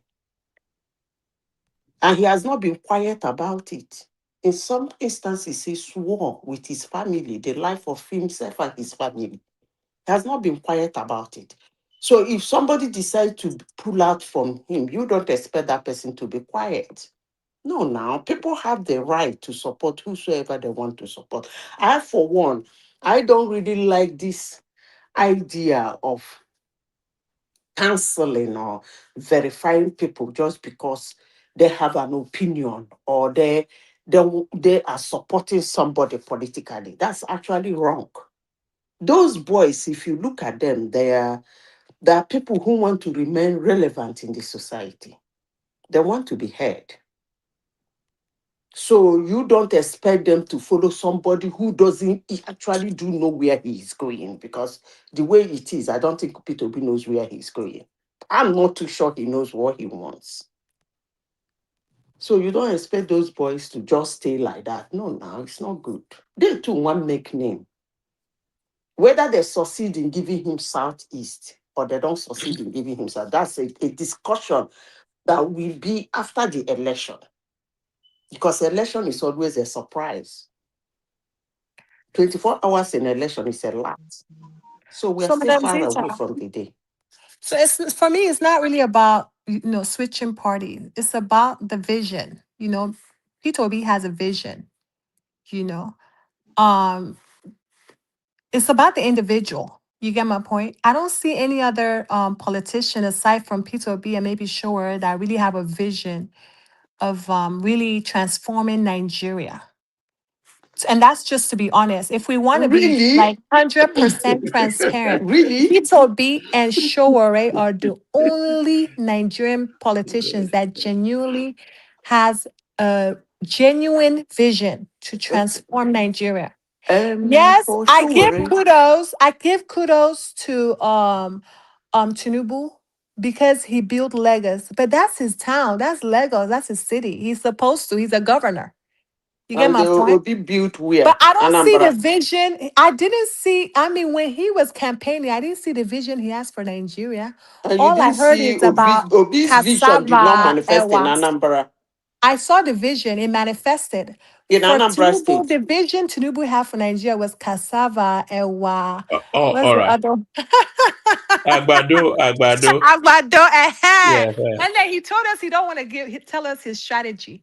Only to hear that fuel prices went up the day he, was elected. So you just don't know, Oh, you know. all right. But Choma, we must I move the know conversation. Yeah. Peter Obi's vision, Peter Obi and Sure, they have a clear vision. They have a plan. They really want to change the country. They really want to end corruption, which should be number one in every politician's agenda. We need to end corruption. Period. All right, Because brother. Nigeria will continue Nobody can happening end to all of us. corruption. No. Yes, it can. At Zita, least, Nobody can end corruption. Zita, let Choma land. I just at You want to least, can move. at only least, reduce it. You can let's end it. reduce it. You Thank you. Let's land reduce it. and then we Can, move it on. can any other politician can Tinubu talk about how we can reduce corruption? No, I only hear that Sure mentions it. Only hear Peter Obi mention it, but I've never heard Tinubu mention anything about reducing corruption or even criminality or what the bandits, Fulani bandits, and in Yoruba land, they're just killing all these my people. You don't do that. It's not right. A Oh, Yoruba oh, oh, oh, oh, president a Yoruba oh, president oh, is allowing Fulani bandits to be, buying his people. I don't like that. I love Yoruba people, and I wouldn't all right. want. I hate that Yoruba kings are even dying. The way I love Yoruba people, I don't like to hear on the news that bandits have come to Kwara and done this and that. If they want to commit genocide in the north, let them kill themselves by themselves. But why are you bringing your ally to the southwest and south? It's not good. So I'm actually Oh, looking out for you, Wame. I'm looking out for your people. That's what I all right, think. brother. Choma, we have Baba and Zita with us as well, and I'm sure the audience will want to hear their opinions too. So if we're able to move the microphone rounds, just stay with us. I know it's late for you. Maybe you can doze off even in the studio. Just stay with us and keep us company as we move on to Zita. So Zita, there's an abundance in the news, but yes, the Cubana chief priest thing, by the way, that Choma was saying, I get where she's coming from, but I don't think that's the fullness of the understanding. These boys, they did their, the requirements, they did it in 2023. So they did what expectations expected them of. But now in 2027, the landscape has changed. And this opportunity presents for them to make a life-changing amount of money. So, and they know that there's very little chance of Tinubu being moved from that space. So why would they not take the opportunity when it presents itself? I don't even know why that should be a topic in the first place. Whether Tinubu has chances of moving a needle or not moving from that place, or we move from that place. And the important thing is that when somebody call you to negotiate with you to campaign for him or her, if you want to, it is your fundamental human right to do so. Again, People poured money into Obi's campaign in 2023.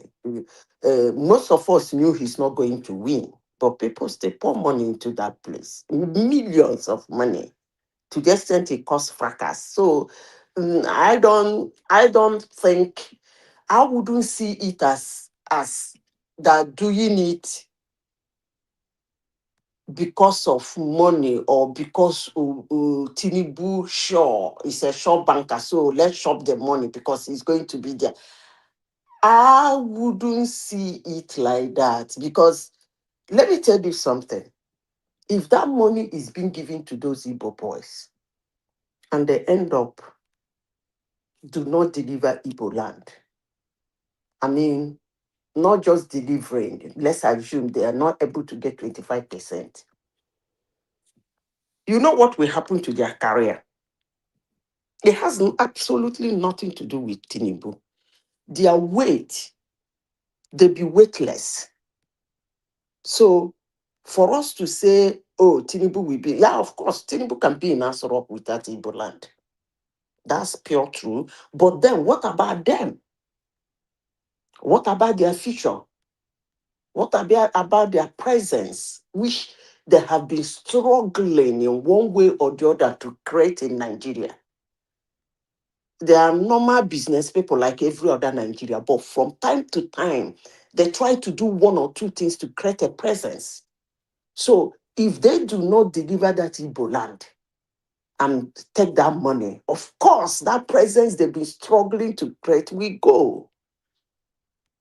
So they too, they have something to lose. That's just the truth. Those boys are not, I don't know how to put it. They are not just, they're not, I don't want to say they're not just Igbos. They're not just Nigerians.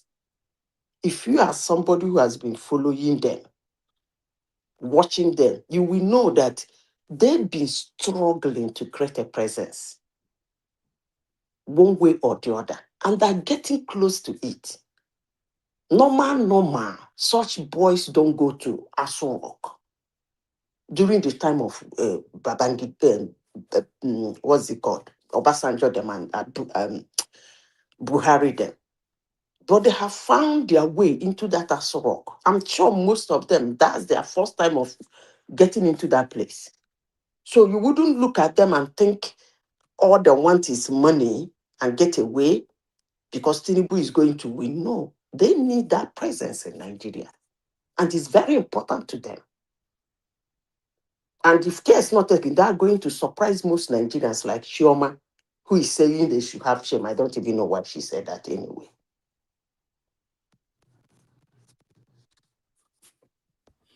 All right. Do you want to take us to the headline So, piece? Miss Madam Zita, the reason why I said that is the reality is, what does it profit a man to gain the whole world, and then lose their soul? Get my point? No. And I even don't even know. I don't even their know. integrity as a man. I don't even know who has come back to tell you where he was after that. Anyway, but that's not a topic for today. Lose your soul. But I don't really do understand that, but we say And it anyway. integrity. We said it anyway. That's the integrity I'm talking about. The integrity I'm talking about is that presence I'm talking about, which is very important to them. That presence. They followed Obi. They supported Obi by tweeting and saying one word or the other, or by probably keeping quiet or secretly putting in their money. Obi lost. They still have their presence. So this one they are taking on now is a big challenge to them. Because if they don't get it right, they're going to lose their presence in Nigeria. Look, after 2027, when are they doing the election? 1 month, January or February, wherever. January the 16th. Mm-hmm. And they called the result. And Tinubu was not able to get at least 25% in 4 or 3 out of, or maybe win 2 states. Then they're gonna. When you make, please forget those boys. But for sure, Tinubu will win. I know. All right, Choma, we want to move away from that topic. So apologies to you. Zita, let's go on to the headline piece, which is there's somewhat of it's not the mainstream Ohanese. I thought it was actually Ohanese when somebody sent it in to me, but there's a narrative pushing back against state policing coming from the Southeast. They said instead of state policing, they want a more regionalized sort of a policing. So what do you think underpins that sort of thinking? What do you think the thinking is there? Man, first of all, let me tell you something. I've said this in this platform and I will say it again. First of all, these people you are talking about, they don't speak for the Igbos. Those Ohanese and Igbo, Ohanese mainland, Ohanese upland, Ohanese diaspora, they can't. Not that they can't talk. Not that they're not free to say whatever they want to say, but they cannot speak to the Igbos. Why? Because of the way, the tradition and culture of the Igbos. Some group of humans, some group of dynasty, or some group of congress or clan or people cannot control the thinking of the Igbo or to get them to agree on one thing. No, our tradition and culture, it didn't make it that way. So all these things are, let's say some people are talking, okay? That's the way I see it. Some people are talking. Madam Zita, do you think Cubana chief priest is talking too? Of course, now. Because he he's talking. He can only win few of you, just like when your so-called Ohanese and Igbo in quotes come. They said they want to do something. If you enter that hall, you will see a lot of Igbos there in their thousands. Those are the ones who support them, but not the generality of Igbos. The same thing with governorship priests. When they go out for their city boy, you will still see people who follow them. They are not speaking for the whole of the Igbos. I'm trying to draw a line. That's what I'm saying. How ways to get time, because it's what you cannot be too sure. You cannot be too sure. But let's leave that one. Because either way, Tinubu will win. I'm not talking about Tinubu winning. I'm talking about winning in Igbo land. There are two different things. So Tinubu can win the president. He has done it before. A lot of presidents has walked into Aso Rock without winning any state, without even getting 25% in any state in Igbo land. They still made Aso Rock. But that's not what we are talking about. And that is not why the city boy Southeast is being created. The city boy Southeast is being created not because Tinubu cannot win presidency without the Igbos. The reason is because they want people to go to the Southeast and make a statement and try to see if they can change the orientation so that they will not throw their vote into one basket like dumb assholes. Okay? So that's what those people are pushing. Not that Tinubu cannot win Igbo land, win Aso Rock without Igbo land. But now, let me go back to what I'm saying, one man. So these people are still talking. But if you want to talk about these people that are saying they reject state police, they want regional police, you were reading the article off and on, I was listening, but you would have asked them what they mean by regional police. But from my own thinking, the regional still mean the Biafra land. So they want police for the Biafra land. That's what they're talking about, which include policing Delta, Rivers, Cross River, Akwa Ibom, Edo, where's the other one? That's is now Rivers, and then plus their own 5, making it 11 states. They want to patrol. That's what they mean by regional. Okay, so that's my understanding about that. Can you give me another topic? Hello? Hello? So sorry, you caught me off guard. Then I was on a chocolate when we were just. But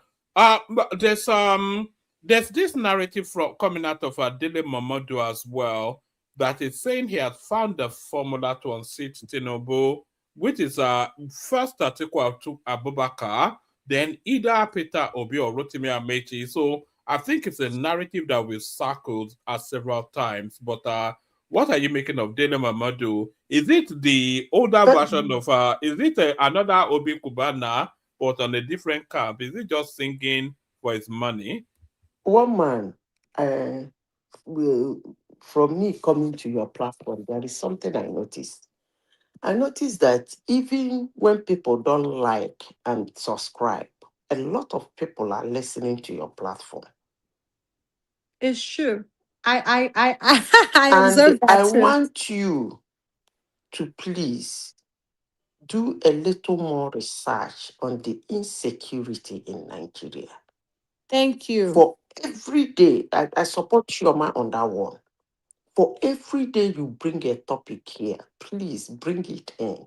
Because here I am, it is being televised in their television that, in their news, local news here, that Nigerians are going to have serious food shortages because of insecurity. It shouldn't be news to me because for over 20 years, the international community has been singing it like a song that if Nigeria allow this insecurity to continue, there will be a time that we lack food. And if I may proud to say, Nigeria actually supply almost the whole of West Africa with food. I know most Nigerians don't know that. So you can imagine the kind of famine will be in the land. So every day you bring a topic, please add one of those insecurities going on in Nigeria. We need to talk about it. We need to blame who is to be blamed. Yes, I know it is politics. Sometimes people want to hide what is going wrong to make politics look nice. Sorry, Zita. Like you said, you may have been dipping in and out, but I did actually do that. I was highlighting they've started the bombings in Borno State again, but which is not so much unusual. But they've now taken the bombings into Maiduguri, which is very unusual because we thought Borno had been ring fenced long since the Goodluck Jonathan days. But they've had 3 incidents of bombing in Borno State now, which now brings Boko Haram back into play in terms of the Nigerian dynamic.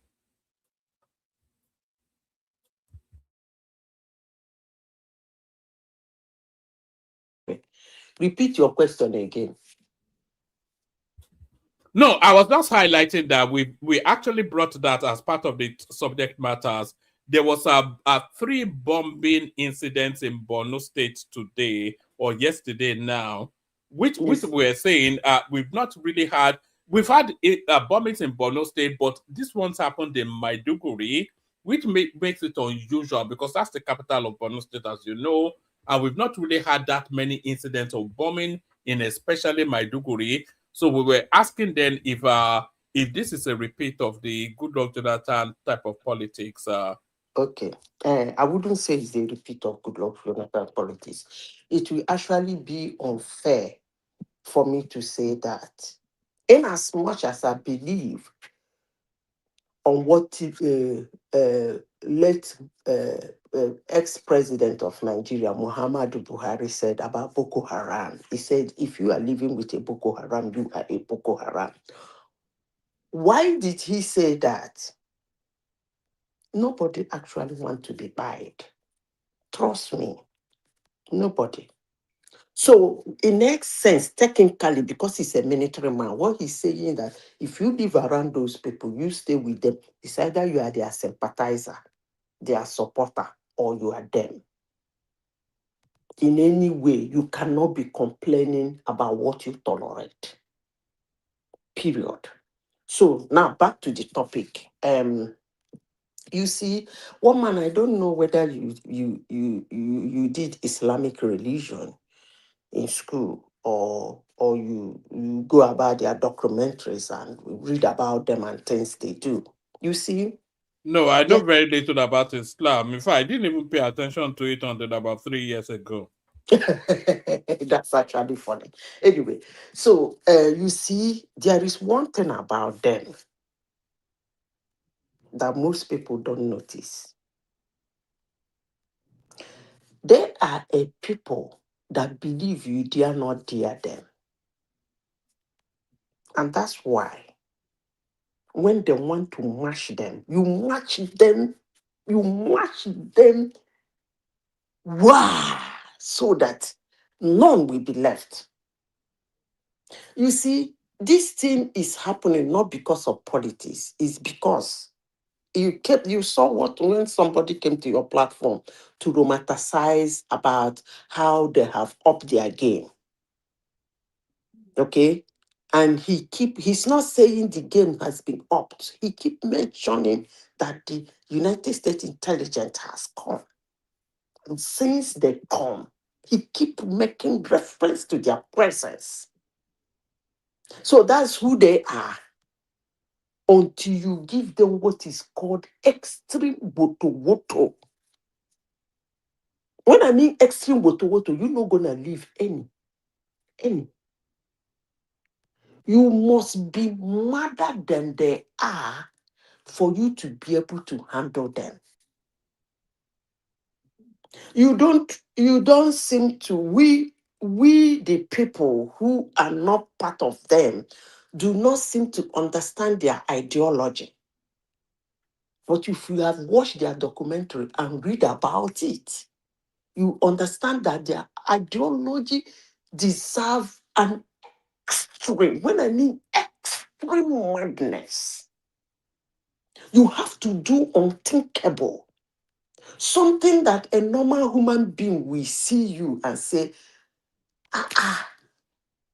you kill 2 months old pikin, you buy 3 months old pikin, you buy woman, we get belle, you wear at all. You have to be on that level for you to be able to handle them. You That's will, why you I will like. look terrible. But So, that's the Madam only answer Zita, to them. Huh? that's why I like what the US did December. Oh, I'm And loving Israel even and United States. even First Lady of Nigeria commended President Trump for that bomb he did he You sent see, in the yeah, north. you see, and It was a wake-up remember, call. one thing about them again, they will never agree that you are dealing with them.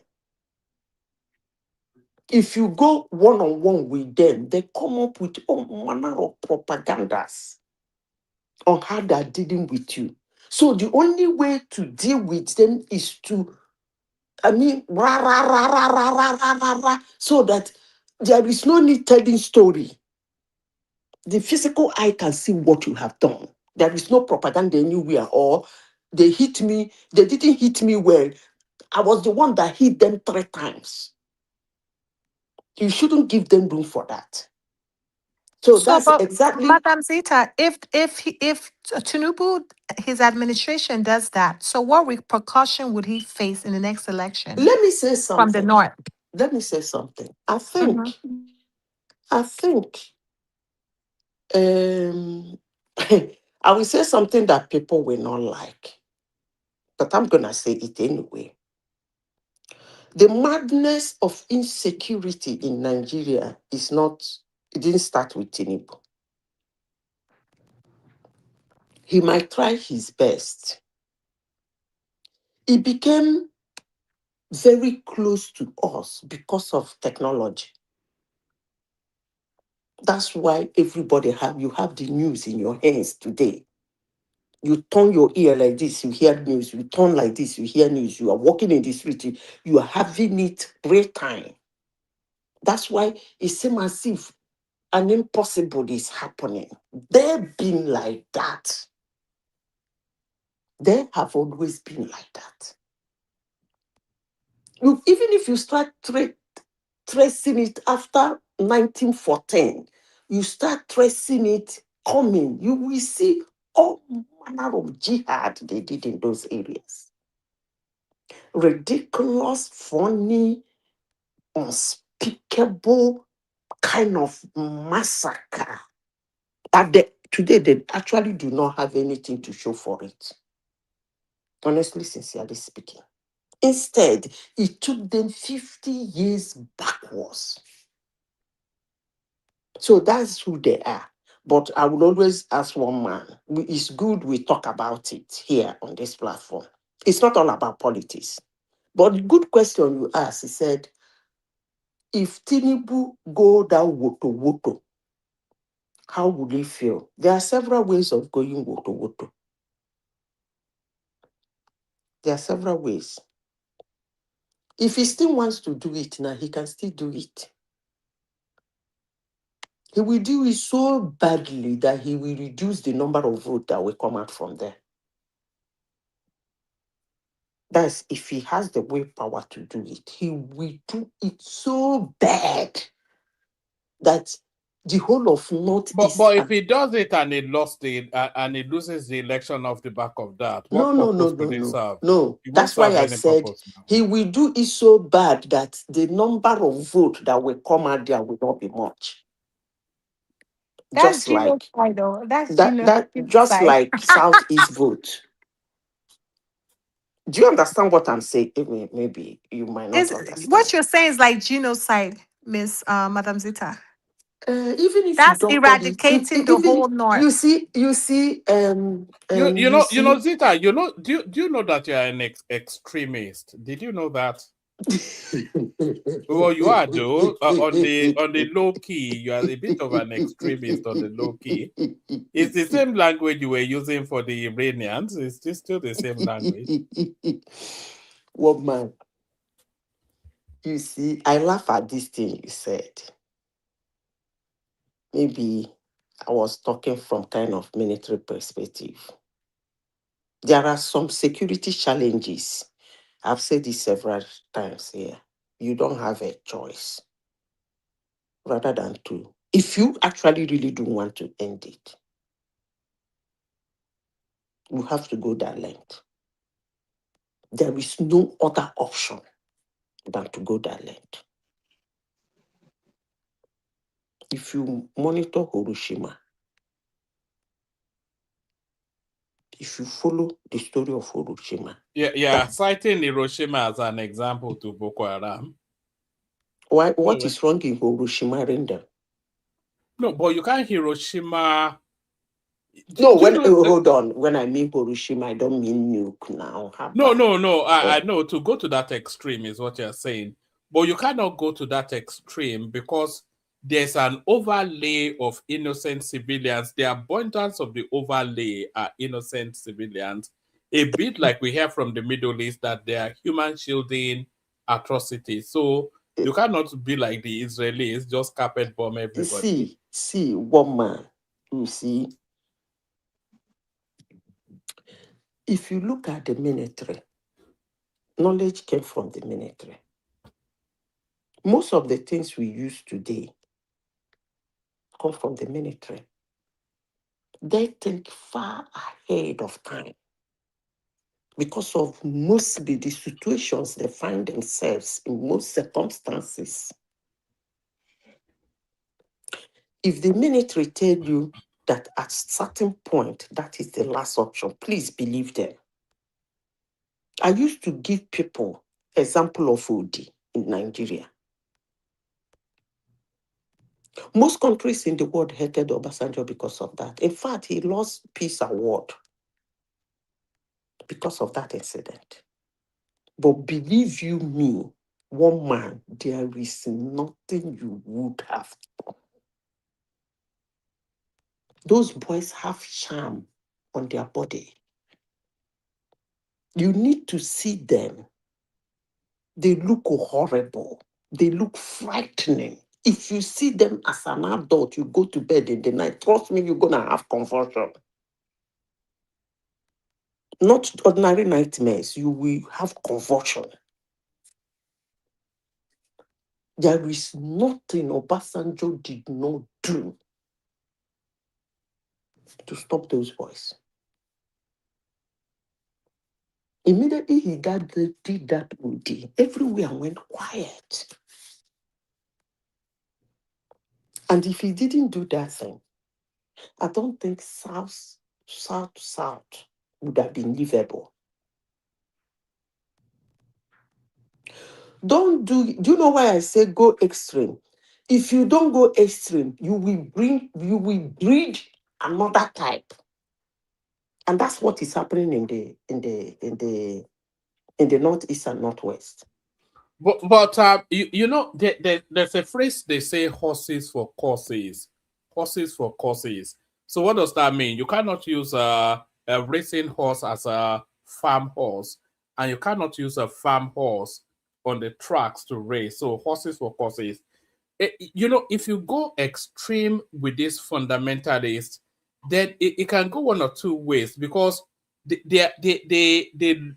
feel that they're acting to a higher purpose, and life has no value if that life is lost to that higher purpose. A good example is the Ayatollah Khomeini. So they're saying he was martyred, and that almost is some sort of beatification in their sort of mindset. Let me go back to. Hold on. If you go with the extreme with these people who are fundamentalists, and they base their fundamentalism on an extreme religion like the one that they practice, it might well be a galvanizing thing rather than something that ends. You know, it's horses for courses now. Or there are people that they just want to drink champagne. These ones want 1,000 virgins in the afterlife. So it's a different narrative. Okay, one man. Let me ask you a question, and I want you to answer me honestly. Can any government, okay, let me stop and let me not say the whole word. Can any government eradicate criminality? No, Yes. it's not possible. No, it's It's not possible. possible. Yes, it's possible. Where has that ever happened? It's not possible. It's not possible. Now, what do? They keep treating it as a con. Why do they use extreme measures to jihadis? When you whop up at them, it gives you time to build up your weaponry, your intelligence, your manpower, and everything before they spring up again. Not that you whop up at them, then that's the end, you know. You whop up at them, you take them 5, 6, 10 years backwards. Then you re-strategize.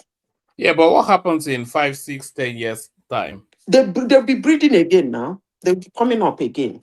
Yeah, but that's what I'm saying to you, Zita, that's not the solution. Because you're talking about a perpetual cycle.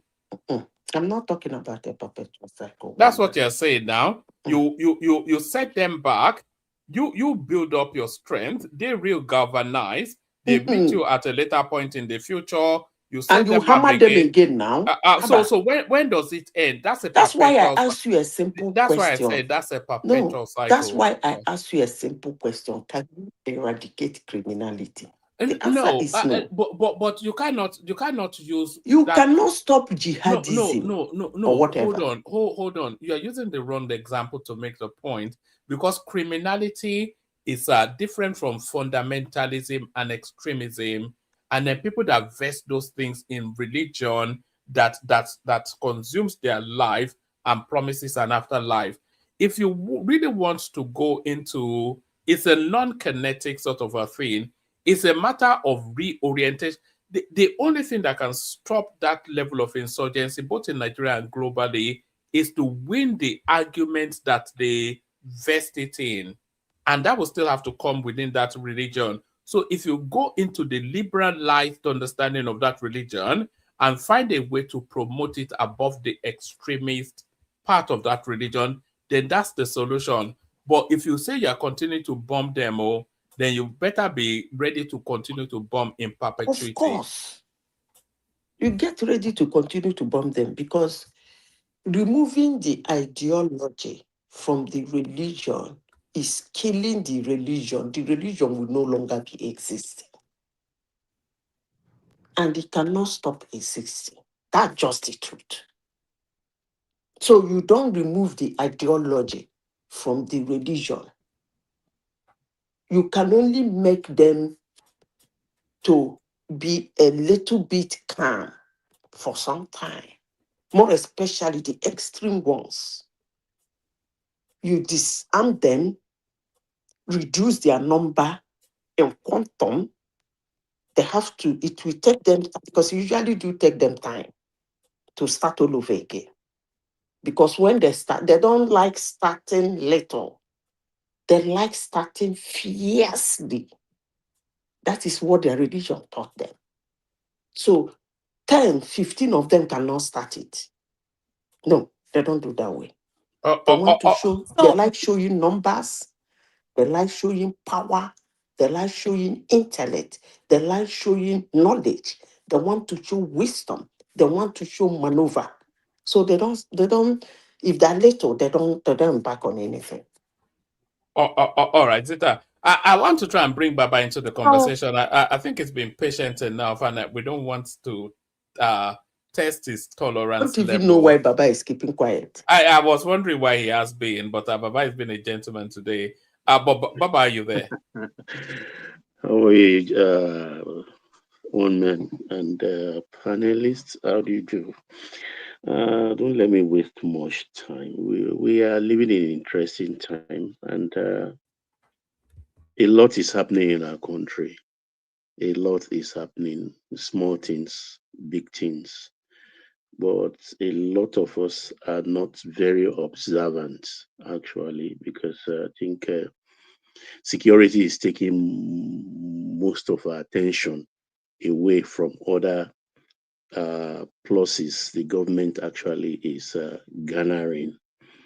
Where do I start? Actually, because this government, the Tinubu administration is not, or Tinubu presidency, let me put it that way, it's not being served properly with all this weak messaging that is coming from his spokesperson, spokespeople generally. But I'm glad that there is a delay in these letters of agreement for the ambassador designate. So people like FFK and Reno Mokri are still very much around. And I pray and wish those letters don't come until maybe January after the election, so that then they can go for the next 4 years to serve us. Because I love the salvo they release on Unleash on Dele Momodu today, Bob D. Immediately he came out with that nonsense weekend interview with Sheyi Okinbaloye. And anyway, he's a PR man, so he's doing his job. But then he's doing his job, he has to do it intelligently, not to play on the intelligence of intelligent Nigerians. And they gave it to him. I listened to read Omo Okiri's write-up. I read that of FFK too. And I was reading them, I was nodding my head. I'm still nodding my head. I'm so pleased because I want them to be around to unleash on people like that, because what they are trying to sell us is all fool's gold. They are trying to sell us fool's gold because everybody in ADC have been in government since this Fourth Republic. Don't let's even go back beyond. They've been in government, all of them, mostly the Muslim Northerners. Name one that has not been in government. But for the first time in the last going 3 years, they lost governance. And they are so disagreeable that they want to unleash hell. They want a thermonuclear rain to fall on Nigeria. That is not going to happen. because most of them even give them, most of them, particularly the foremost candidates, the Obi, the Atiku, the Kwankwan, so they are putting forward. I tell you confidently, none of them can be chairman of Ibejuleki local government or Lagos Island local government or Ikeja local government or even Surulere local government. None of them are qualified or will do better than people that are handling it now. So this is the people they want to serve us. Why I say weak messaging? Because, for instance, if Obi will talk or people will be supporters, they will tell us he saved $50 million, which he put in his own bank, where he has 12%, where he owns 12% of the bank. And the interest that accrued so far, even on the $50 million, nobody's asking what he did with it. And if you compare him with Ashiwaju, because when Ashiwaju was Lagos State Governor, he created Ibile Holdings, which is the arm of the government that invests. Just one, let me give you an example of what Ibile Holding did in 2001 when we started going GSM. Econet, by the Zimbabwe, actually brought Econet to Nigeria. Quickly.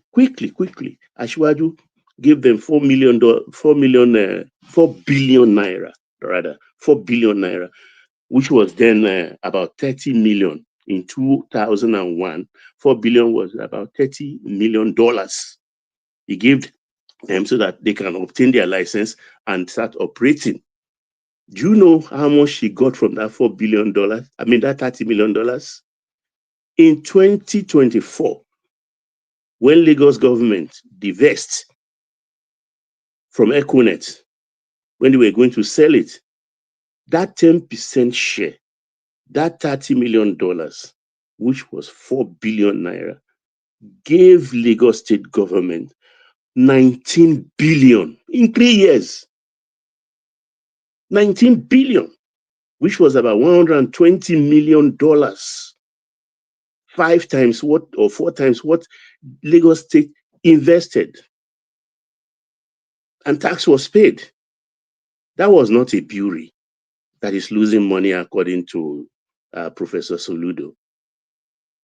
That was not a brewery. That was hardcore investment.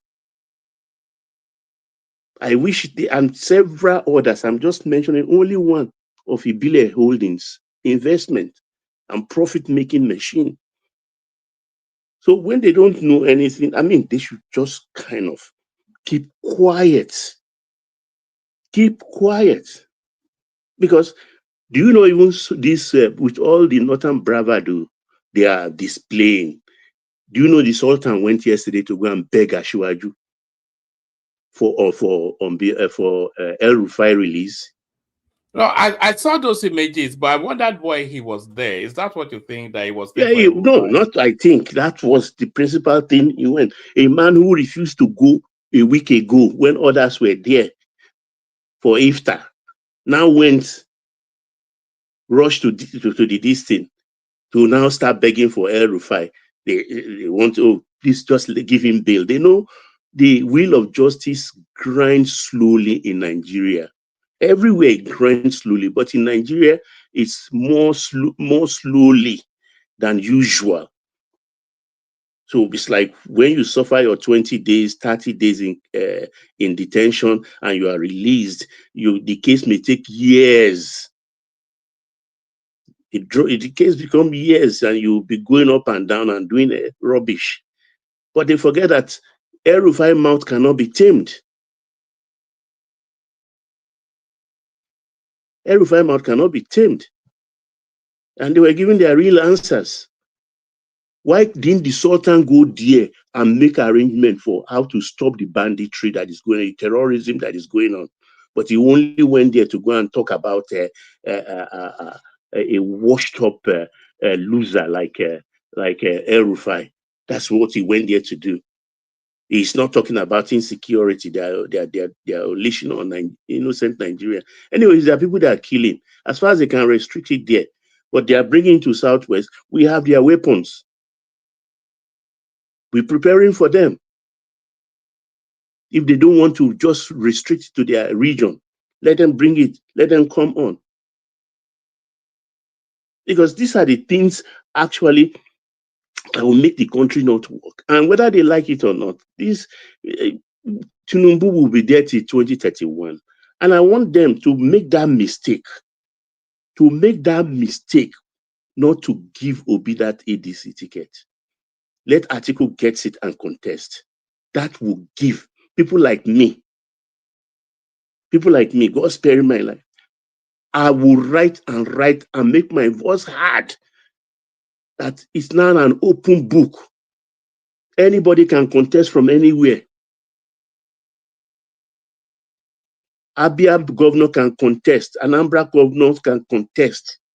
Come 2031, because they must have finished their 2 terms. I'm waiting for just Atiku to contest, win that ticket and contest. That means we have turned into pieces that arrangement of North-South. So it's not necessary Tinubu returns power to the North. It goes nowhere. It's an open thing. I pray, let their greed push them and let Atiku contest. The thing is, they just don't learn their lesson. And this man, Tinubu, they are just underrating. He's at a peril. He's just too clever for them. And that is why the financial world is falling in love with him.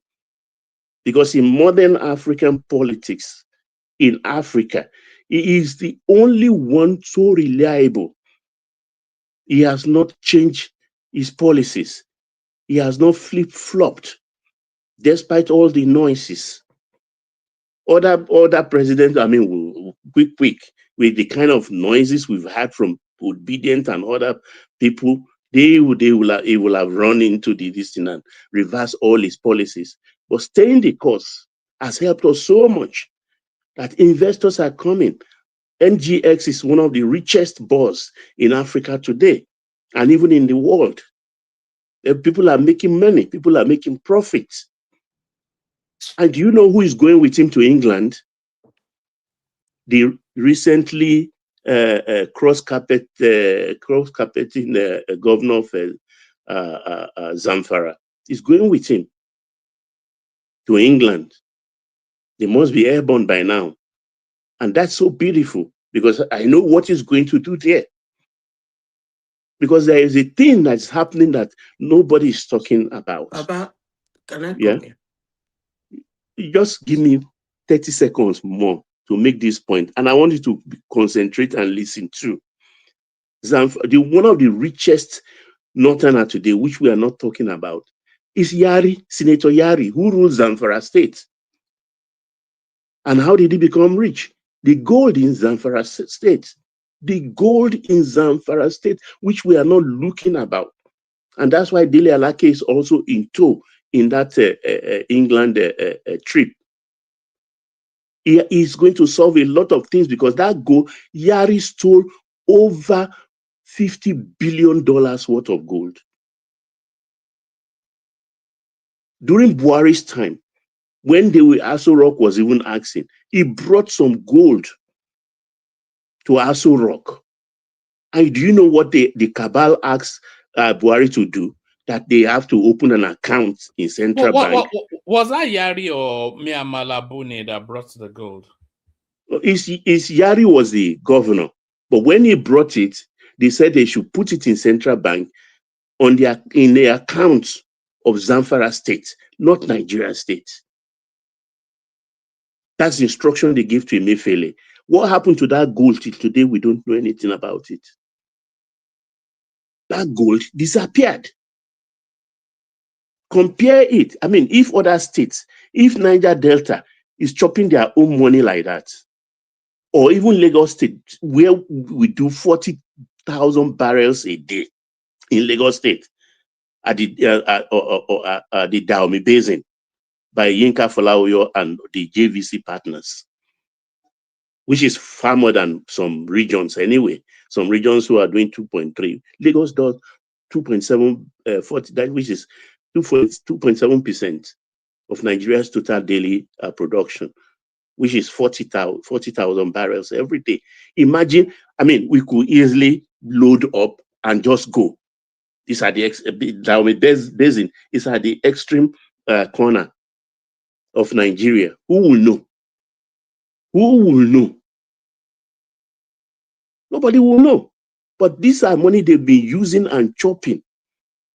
Even the contracts they give out, on which they have to pay VAT, they don't. They deduct the VAT from the contract and keep the money. This is why restructuring is the way, and that is what Asiwaju is going to do in his second term. He can't start it now because it's just too late. The extension in the air. Let Niger Delta chop their oil.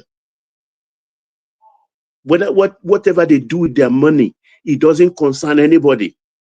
Let them keep their oil and pay, contribute to the federal coffers. That's the way to go. Because you can't be eating your gold, chopping the money, hiding it, and then you keeping your VAT money and be still sharing from this from things that come from other regions, political zones. It's not going to happen anymore. That's why they are fighting this man. But it's not going to happen. There is no way it's going to happen. All they talk about now is corruption, corruption, corruption, corruption, corruption, corruption. What corruption? The only way to mitigate against corruption, to reduce it, because you can't eradicate it, it's like the oldest profession in the world. You can't eradicate the oldest profession in the world. You can't eradicate. Man is corrupt by nature, by birth. Man is corrupt. So what is, like you just said in your introduction about the airport dues, that you want it to be paid, which is the way to, that's what the president explained, that look, yes, corruption, anybody we caught will be prosecuted. But in the meantime, we will make it so difficult so that money will not exchange hands. Money will not exchange hands. In most of the Lagos car parks today, you see money. But in those days, when there was no cards to use, people collect the money. You will see a car park attendant earning 30,000 naira per month, wearing, bedecked with jewelry. What millions? What millions? So like when they say it's corrupt, it's corrupt, it's corrupt. Look, let's look at even the model of Alpha Beta and the model of other governors or politicians that have stolen. He did not deep hand. Let us interrogate this as if truly Asiwaju is the owner of Alpha Beta. What is Alpha Beta? He created a consultancy firm to collect the Lagos taxes. And of course, you can't be collecting money. You can't be collecting taxes for Lagos for free. So they have to pay you a certain percentage of what you collect for on their behalf, who go to service your company, which is Alpha Beta. Is that not better than a politician that directly put their hand in state coffers, invest the money in a brewery, invest the money in their bank? And he helped Lagos State, because when he was in Lagos State in 2001, in 2000, for instance, Lagos State's IGR a year is 11 billion. 11 billion. Paltry money. But by the time he left in 2007, Lagos was 62 billion. 62 billion. And that model continues till today. Alpha Beta is still at work and has extended their services to some other states. As of today, Lagos IGR is 1.5 trillion. 1.5 trillion. Monies that will have gone into private pockets. that money will have gone into private pockets. But because there is a consultancy firm controlling, collecting the taxes, taking their own share, and they say that is corruption, that is corruption, that is corruption. I like that kind of corruption. I hate the one that will take the money and do nothing, the government money and do nothing, no service, nothing. But he didn't take any money from Lagos State. He provided service. Alpha Beta provided service, and they are earning from their service, rightly so. Today, 1.5 trillion a year, more than everything the whole country collects. Lagos State alone. So this gold thing, it's just now that Dele Alake is trying to arrange that recently Central Bank bought 3.5 billion worth. They have gone to do the assay, solidify it, and they now is in the federal central bank vault, 3.5 billion worth, and they are still going to buy more. So in taking Lawal to London is to have time to discuss with him, with Dele Alake, so that Nigeria can take charge fully of the gold mines in Zamfara, because they are awash with gold. Same thing if you go to Nasarawa, the lithium. Do you know there are two to three factories treating lithium, raw lithium, in Nasarawa State, for instance? In Nasarawa State, about 3 factories now, run by the Chinese. Run by the Chinese. And who knows about all of this? We get too excited about about the politics of now, and nobody's looking at all these things where our revenues supposed to come from. Now I realize why the president talks say we can be a $1 trillion economy by 2030. I'm starting to believe that these are the things he was looking at. He was looking at too, so that he can control. Look at the NNPC one. Now they are taking the money directly to CBN. That's another one he has blocked them from. By the time he brings whether Abakari and all the rest to trial, what trial? The chief accountant to the government that stole so much billion, is on bail. Is the case going anywhere? Zita, please ask your question. I'm sorry when I get worked up like this. Sorry, Zita, before you come in with that question, you were talking about Alpha Beta, and there's a question that I've always wanted to interrogate. So I tried to interrogate it whilst you were speaking. How many states does Alpha Beta provide services for? Was the question I asked the search engine. And Alpha Beta provides, it says, if you're referring to Alpha Beta Consulting, the Nigeria Revenue Tax Consulting Company, they provide services in 8 Nigerian states: Abia, Imo, Bayelsa, Akwa Ibom, Sokoto, Kano, Plateau, Nasarawa. So that's the extent. So when they say he has so much money, this is where the money is coming from. This is where his money is coming from. It's not like Lagos State, anything that's so extraordinary. If he chops Lagos State, would we have anything to invest or to do? Can I ask the question? Yes, sorry, Zita. I hope you understand why I just say give me 1 minute. Okay. Just go ahead, ma'am. I listened to you carefully about the tonality. I have a question. Of your argument on this. You kind of moved it away from what I initially said. We should do us more good by discussing this insecurity outside of politics. Yeah, sure. You me, yes. I agree with you, no doubt about that.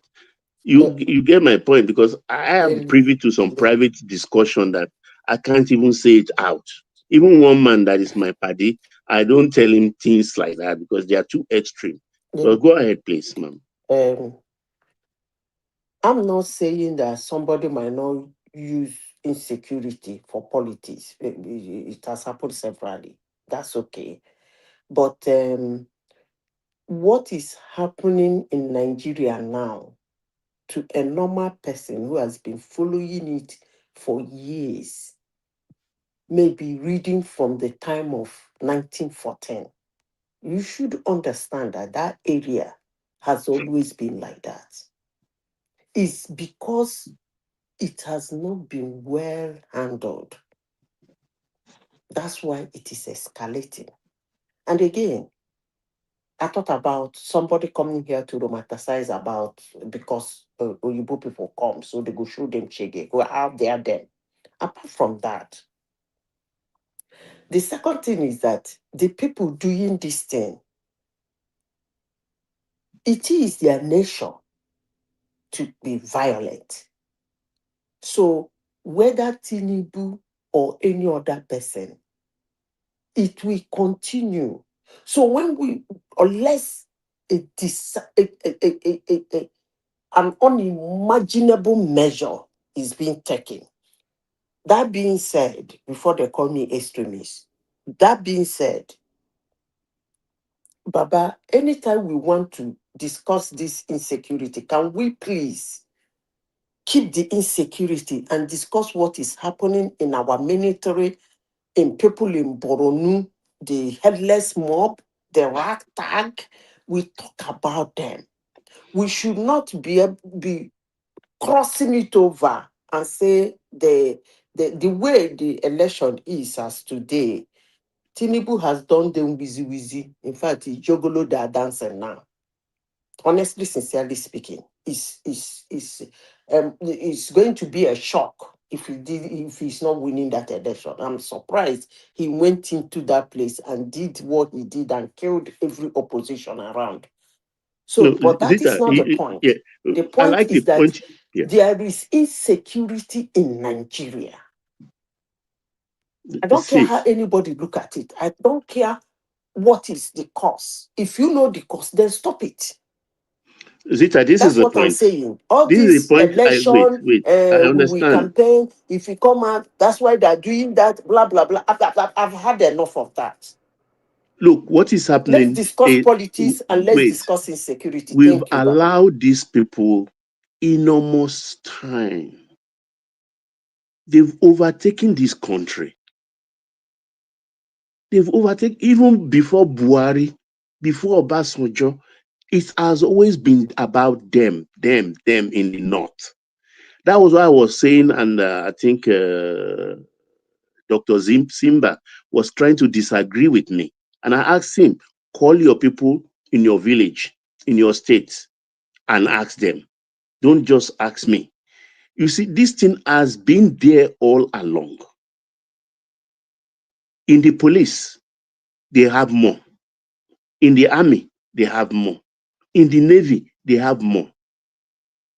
So they've overwhelmed our military and our police service to the extent that they till tomorrow they are still in control. It's by now that we have to start doing recruitment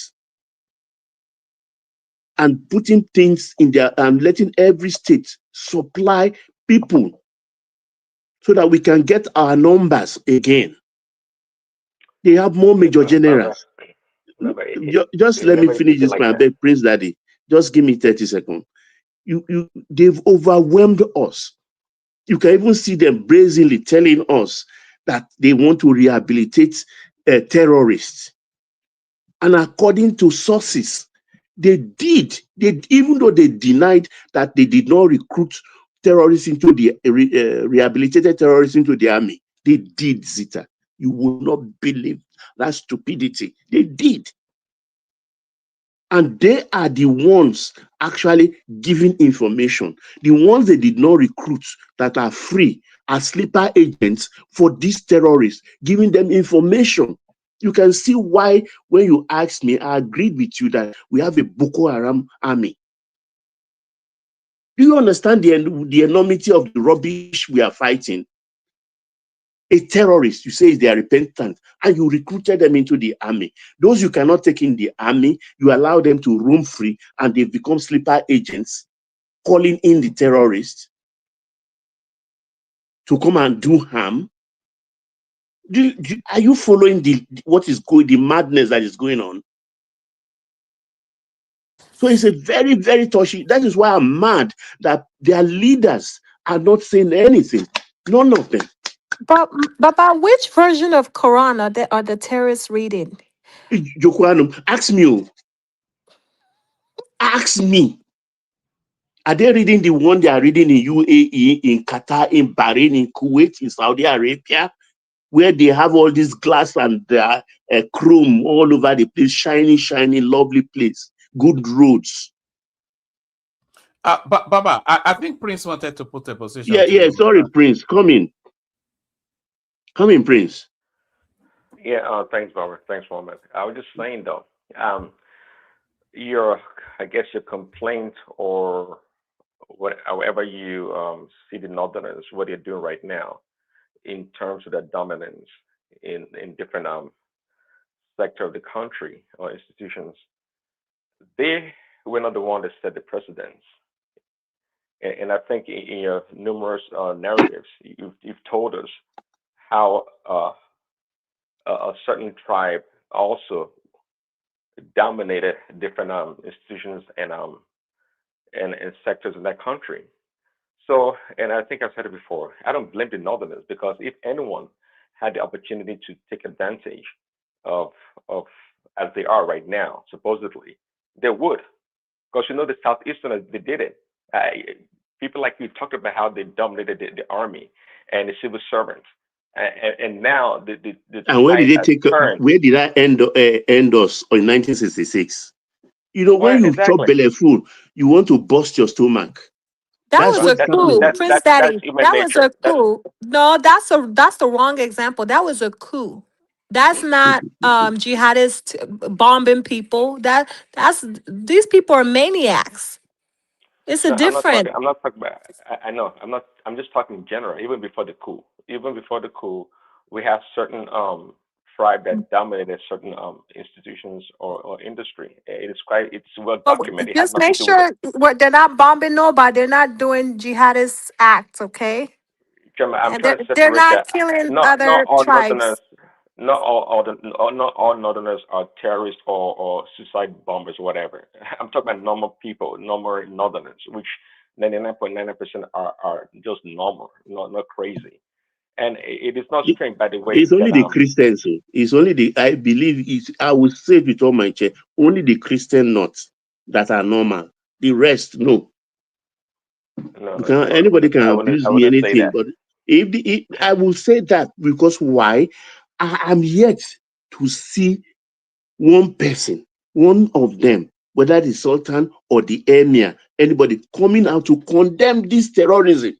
None of them. I think that's a bit. I think you are. Baba, do you think it's because they're killing the Choma, poor I was Northerners? speaking Because now. look at the people they're what killing. Are you doing Those now? people look like they're right? covered in dirt. Get they out look of like here. Get out. I was speaking now. I've told you already. Don't layer your voice over everybody. What's all this? What level of nonsense is this now? Baba, I was saying that I've even lost my thought. Carry on, Baba. She does it all the time. What do you think we are battling wheels here? Don't covered in passion, dirt. woman. It's passion. Pardon her, at least. Please. It's passion. Because we're talking about the life of our country or the soul of our country. Because if the Sultan, with all the problem we have with terrorism, they believe he's their spiritual head. I mean, if he stands and start talking about this, impressing upon all the imams, the mullahs, the emirs in the north, that this has to stop. I mean, we will know that he's talking, but he's not talking. He even went to have the ears of the president yesterday. Where did he go there to do? To go and plead for El Rufai. In all of the problem we have, to go and plead for El Rufai.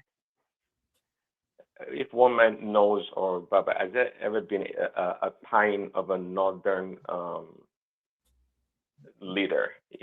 traditional leader in the north? There's been several, we have to say. There you go. So these people, they too, as much as we are in the south, are afraid of this terrorists or this bandits or whatever. They too, they are afraid.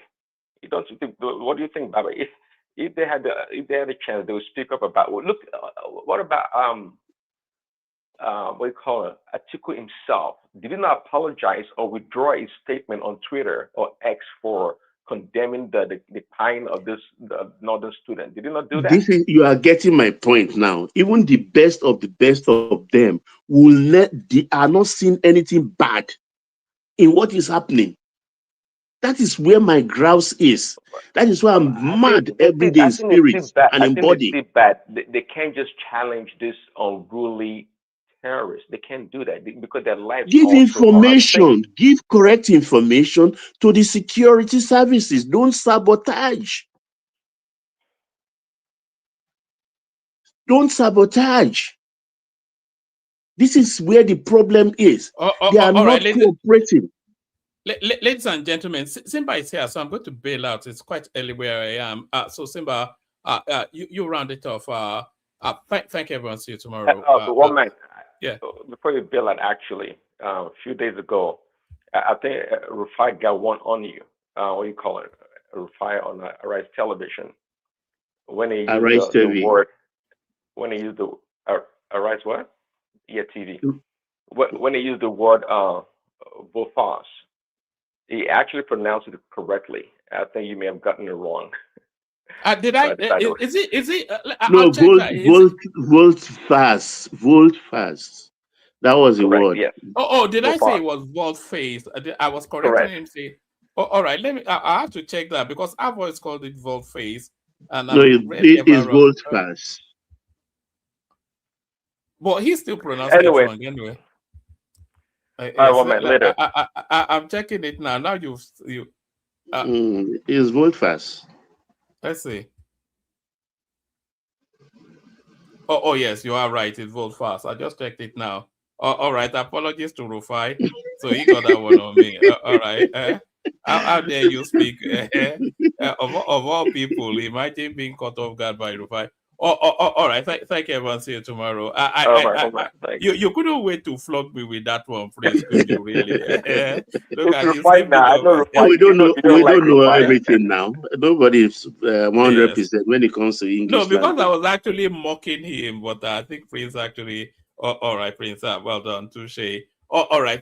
Thank you, everyone. See you tomorrow. We might come out in the afternoon, actually, because I feel that the Dele Momodu media outing is what a reaction. So we may well have a reaction to that tomorrow afternoon. So come along with FFK and Reynolds' response too. Yes. So it will be well packaged. So I'll see you guys tomorrow. So we've got Prince. We've got. But one more before we leave, you know they are coming out because of what the obedience are doing. You know it was what was the name of this Kogi guy that came out first?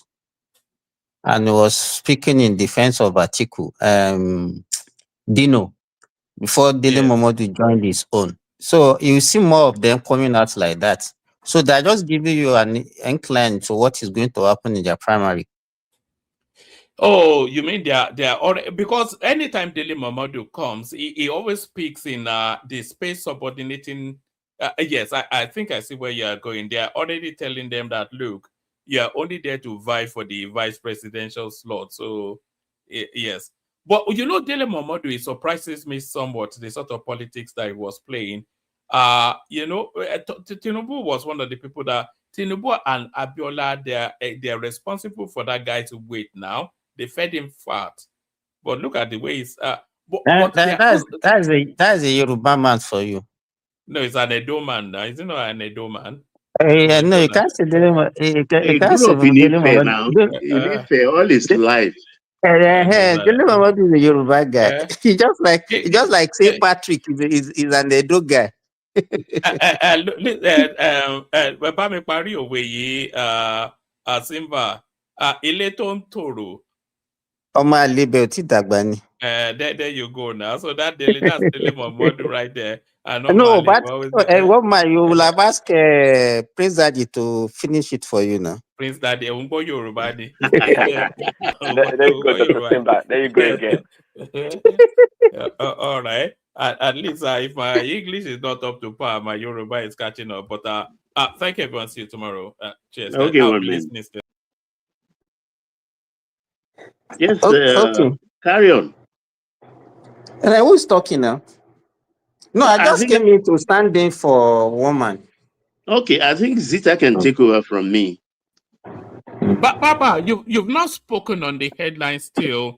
The You have Indigos done justice to that now. Zita has all right. done justice to that. So I don't want to put mouth in that. You've gotten the why they are saying that is on the. They always look for a way, and it's not going to work. You said it, and Zita said it too. You got it spot on. Yeah. So absence Zita, Prince Daddy, you can take the floor. Prince Daddy, you were saying something earlier on before Chuma cuts in. Can you continue what you are saying?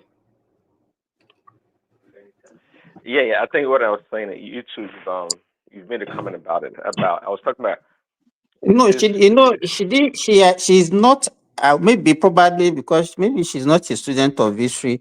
She didn't know what you are talking about. Probably she thought that you are talking about the coup. You understand? But she didn't know what has happened even before the coup. Right. Exactly. Yeah. Yeah.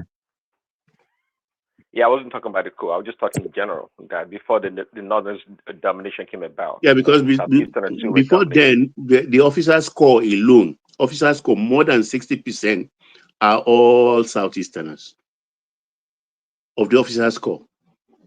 No, And not only in military, Baba. Everywhere now, everywhere. police station, everywhere you go. Railway, civil service, every they dominated everywhere. The only difference is how each region now use their advantage. Is totally different. The way the Northerners are using their own is what is actually causing this insecurity. Though the way the Easterners also use their own that time also lead to a problem. So, but the manner and approach are different. That's the only thing that we can say. Well, the northern style, or if you want to call it that, is just what is needed in our time. Who's to say that if another tribe is in charge, they wouldn't do equally as bad or even worse? So again, I don't blame them because it's human nature to want to dominate. If nobody wants to give power away, we don't do that naturally as human beings. We don't do that. But So why should you be doing something that also affecting your people? This well, insecurity it that shows we clearly. It shows that selfishness. It just shows that they are just like the rest of us. They talk, but they use their own people. They subjugate their own people. At the same time, they abuse them, and yeah, it just shows they are just common criminals like the rest of us. They abuse their people like we all do. Yeah, but there are people we can say maybe they're more gullible because of the religion in which they've indoctrinated them. But can we not say the same thing about the South also? The southern part of the country, religion also is a big part of it. So we tend to see the plank in or the speck in other people's eyes, but the plank in our own sometimes we don't see it. So again, But of course, I don't support what they're doing. I think the major mistake that we are making, anything that happens in the north, why do we normally link it to religion? But when it happens in the south that are dominated by Christian, we don't say the Christian No, thing. it's So why do Simba. It's about the actors. Look at the people perpetrating the acts. When you look at them, how did they look? They are Muslims. It's become because when you have that? let me ask you, if you have a society, if you have a society, let's say that are maybe probably 95%, 96% Muslim, what do you expect? No, I'm just telling you that is why people attributed it to people of Hey, that religion. let me give you, for example, if the Hausa, let's say the Niger Delta is let's say it comprises of Samfara, Kebbi, Sokoto, Kano, and all those things. And all those things that they have been doing, Niger Avenger, and all those things that have been doing that. Don't you think that people will have given in the religion coloration? So in Niger Delta now, what is the predominant religion in the Niger Delta? Are they not Christians? So why are they not saying that, okay, it's Christian?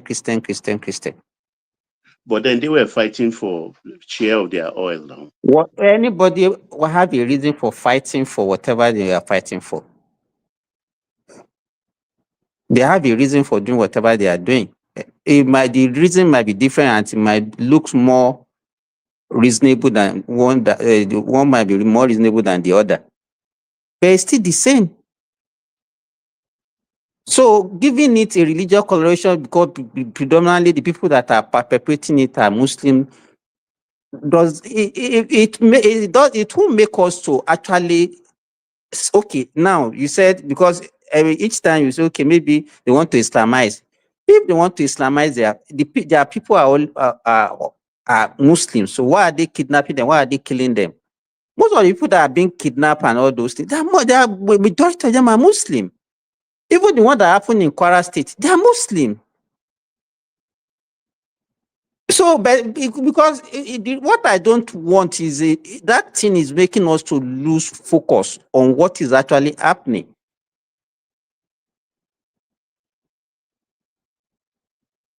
Because okay, let me ask you now: is there any country in the world that will say okay, is a Christian country, and if they are doing anything wrong, you say okay, it's Christian that are doing it?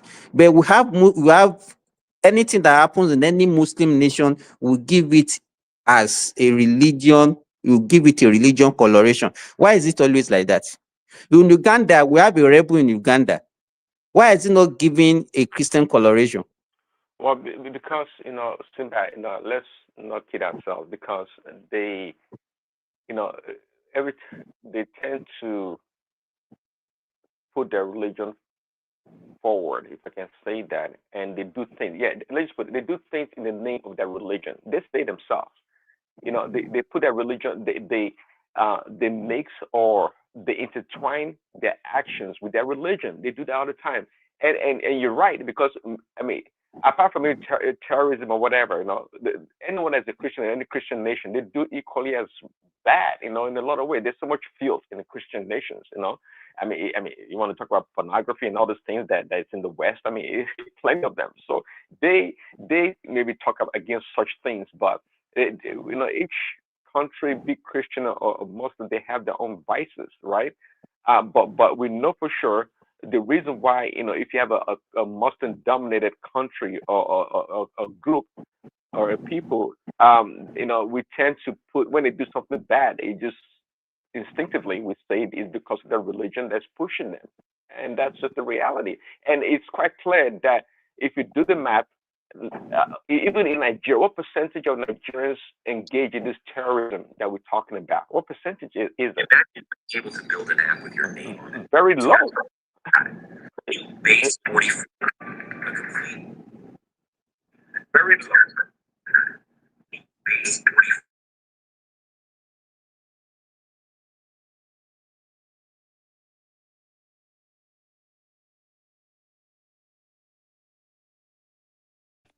Why is everywhere quiet? Waiting for you, Zita. We called you earlier. No, you people can continue. I'm listening. You are eating? Well, if you guys can see me, my voice was kind of reverberating. I wasn't sure what was going on. By the way, they don't fight finish. Who fight finish? Then where they fight now, they don't fight finish. Plenty of people they fight. Who they fight, who don't finish. I don't know what you're talking about. Are you talking about Iran and America and Israel, or which one are you talking about? Yes, now that's the people I'm talking about. Who else is fighting? Who says to the fight?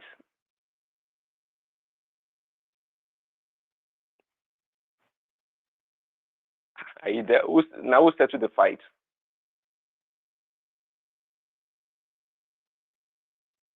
Another one now, Cuba.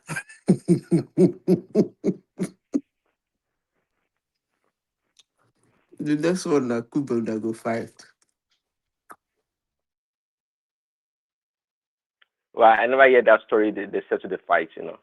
I don't. As far as I know, they're still bombing each other since like yesterday or a few hours ago. So, yeah. You are hearing Cuba a few hours ago. Not Cuba. I'm talking about Iran, not Cuba. Now what happened? They're still fighting now. They're still bombing Israel, Tel Aviv. I mean, using more hypersonic, sophisticated weapons to do the fighting. So that's what's Let going them on. fight to finish. And when this is 40 So years. okay, hold on. What do you say now? See, Trump called France, called Italy, called Canada, and even England, and nobody wants to come in. I think Germany. Everybody said no. We're not going to the Strait of Hormuz to try to fight or try to take over or defend the strait. They're not doing that. Why do you think they're turning Trump down? You see,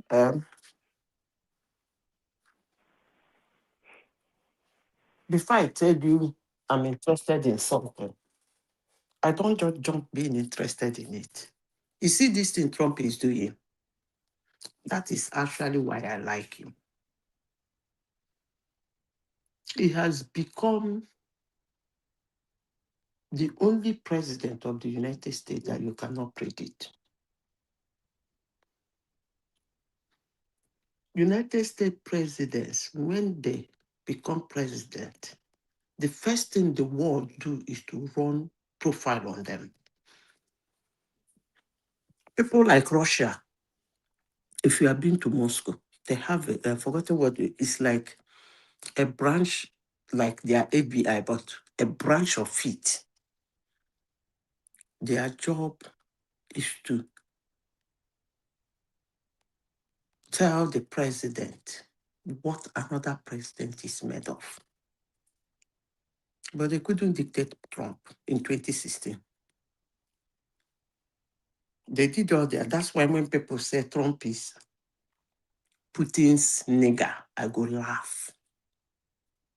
They couldn't. They told Putin that the guy has manic depression. There's not somebody you can predict. And that's actually how an American president should be. And I like the fact that he's not doing it in silence. He keeps talking. Every time he will say one thing like this, next time he will say one thing, the next time he will say one thing. Before you know it, he does one. That is the only way to secure America. Do you know why I said that? America has been I don't know if there is a worse war that is being infiltrated. If there is a worse war than that, that's what America is suffering from now. From within, you cannot even go to Congress, a group meeting, committee in Congress, and lay down a plan to them. Before you finish laying down that plan, you are leaving that the people you are planning for will hear it. That is how bad America has become. So this wheezy he's doing, let it continue doing the wheezy. But it's common sense. Nothing stop them from stop bumping. Madam, the wheezy is doing is not being done in the vacuum. The gas prices are going up. The price of commodities are going up. I don't even know why people say this. You people must really be young. Very young. I'm not that old, but I read a lot. And I monitor things a lot. It's always been like that. Whenever America goes to war or conflict, things jump up. Well, then that is the point. I guess that's the point. Because so far, the reason if you monitor, well, nobody's obviously we know that it is war, insecurity. I mean, it depends. Things, price of commodities will go up, but the problem is that this war it's I guess what you call an unforced war. There's a name they call it. This to many Americans and supporters, this is not called for. It's totally not called for. And Trump miscalculated. It's quite clear that he miscalculated right now because he wanted to do the Venezuela version of what he in Iran, and he said it himself, but it didn't work. It bombed them the first time around, destroyed their nuclear facilities, and guess what? The Iranians called him, or called the right people in the White House. Said, okay, we're about to bomb your facility, your assets, or you call it your base in I don't know in Qatar. So get all your people out of there and clean shop so we can bomb it. So, and Trump said it himself. So he's become extremely arrogant and confident that, well, the same thing is going to happen again. And on this show, on this one man show, I said it myself. When that happened, I just cracked up and I said, "This Iranian people, they talk too much. They're just a bunch of weak people." And I said it. I said Netanyahu should have gone ahead and hide it. If you would Hold on, like, hold we'll on. have a nice conversation on it when you are done. I said, back when they first did, I said that Netanyahu should have gone in and hide that leader back then because they could not respond. They were so weak and they talked too much. But what happened the second time around caught Trump by surprise and the rest of his people, except the generals that told him that, hey, don't go because Iran is not Iraq, and that this time around may not be what you thought it was going to be. So boom, and it happened. They hired all their leaders and all those things. And guess what? When Iran shut their bases, they didn't want anybody. They even went ahead, apart from the bases, they attacked the hotels where they knew the Mossad and the military people were staying. And now they all out for war.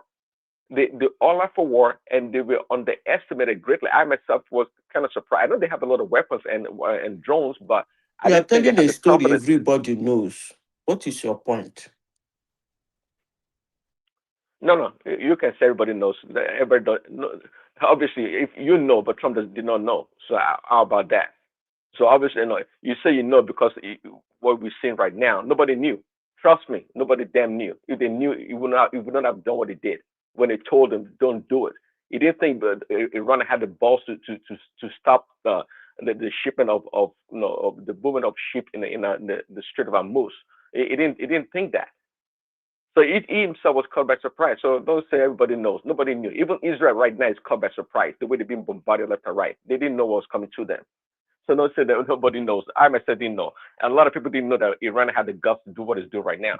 And that's why Trump is panicking. He's panicking, calling the rest of the countries to come and, go guard the Strait of Hormuz, so the ships can pass. I said you are telling a story everybody knows. What's your point? What is the point you're trying to make? That's what I'm asking.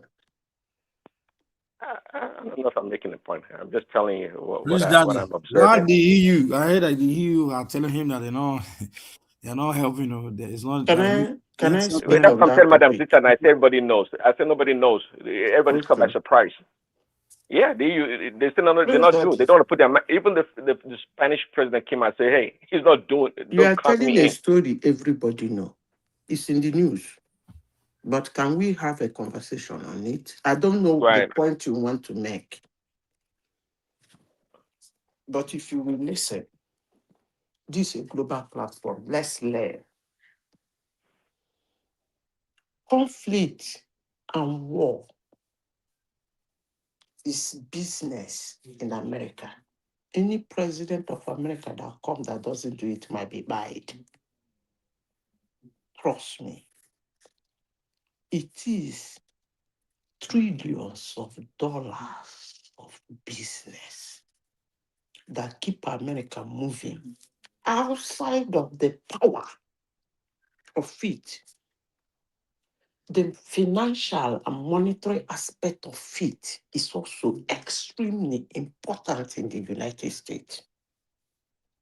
All this palliative, all these stipends, all the welfare, all blah, blah, blah, is because of trillions of dollars of business. Now, that being said, let me say this. It is actually for us, it's either we are ignorant or we are pretending. If we say America went to war for no reason, it is an unjust war. It is not their war. They shouldn't have. First of all these things you say is why they go to war. When it is not them, yes. By the way, there is no war that is justifiable, period. And there is no war that should happen in the first place. Stupid war, unjustifiable war, there is nothing like that. But somebody can build up a reason to go to war, not even good, but a reason to go to war. And that's what America has been doing over the years. Obama generated a lot of money for the military. A lot, in fact, that's actually why he won second time.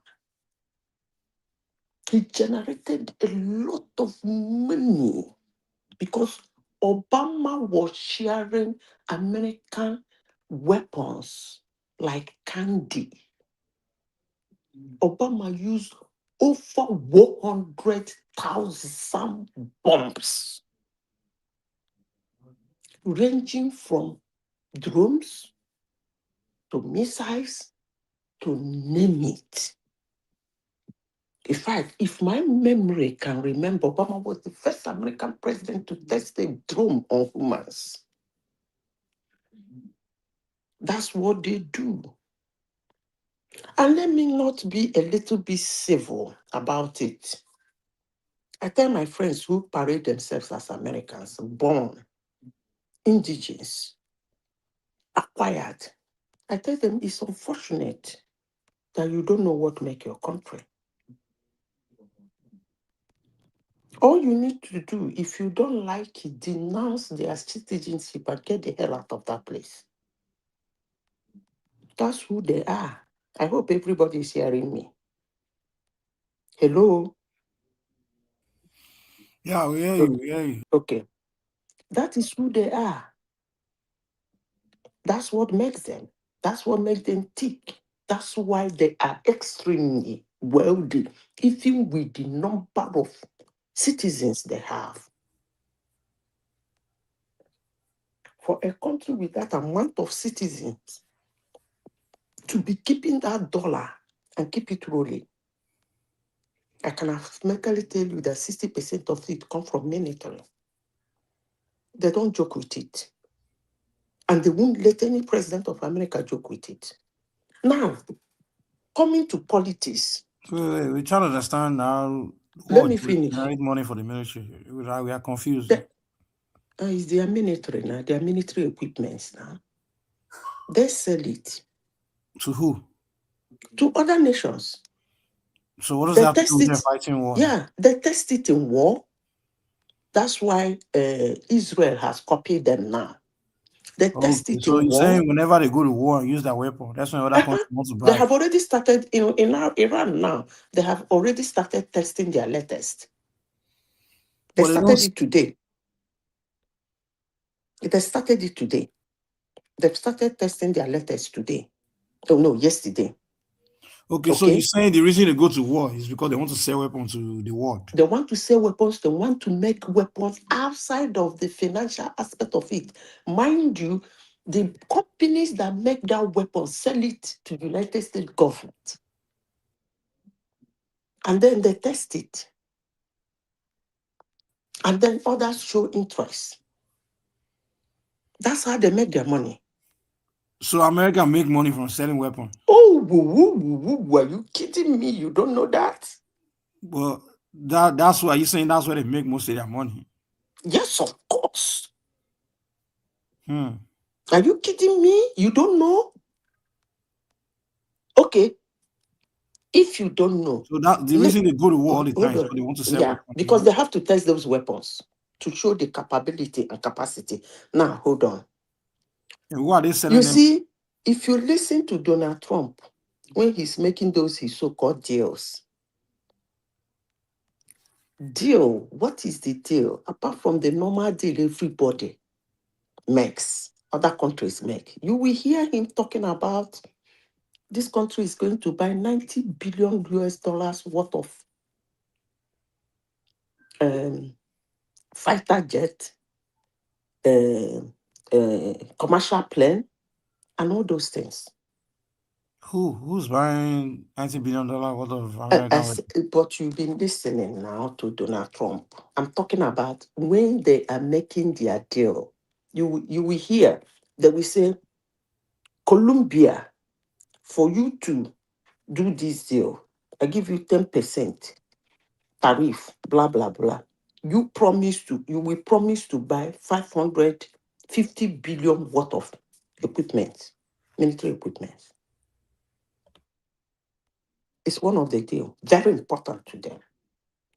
Now, that being said, you can go and do your verification anywhere. That being said, whether it is a Democrat, whether it is a Republican, whether it's MAGA, there are two things in America that is not negotiable by any president. Not negotiable. Immigration and ammunition. I repeat myself again.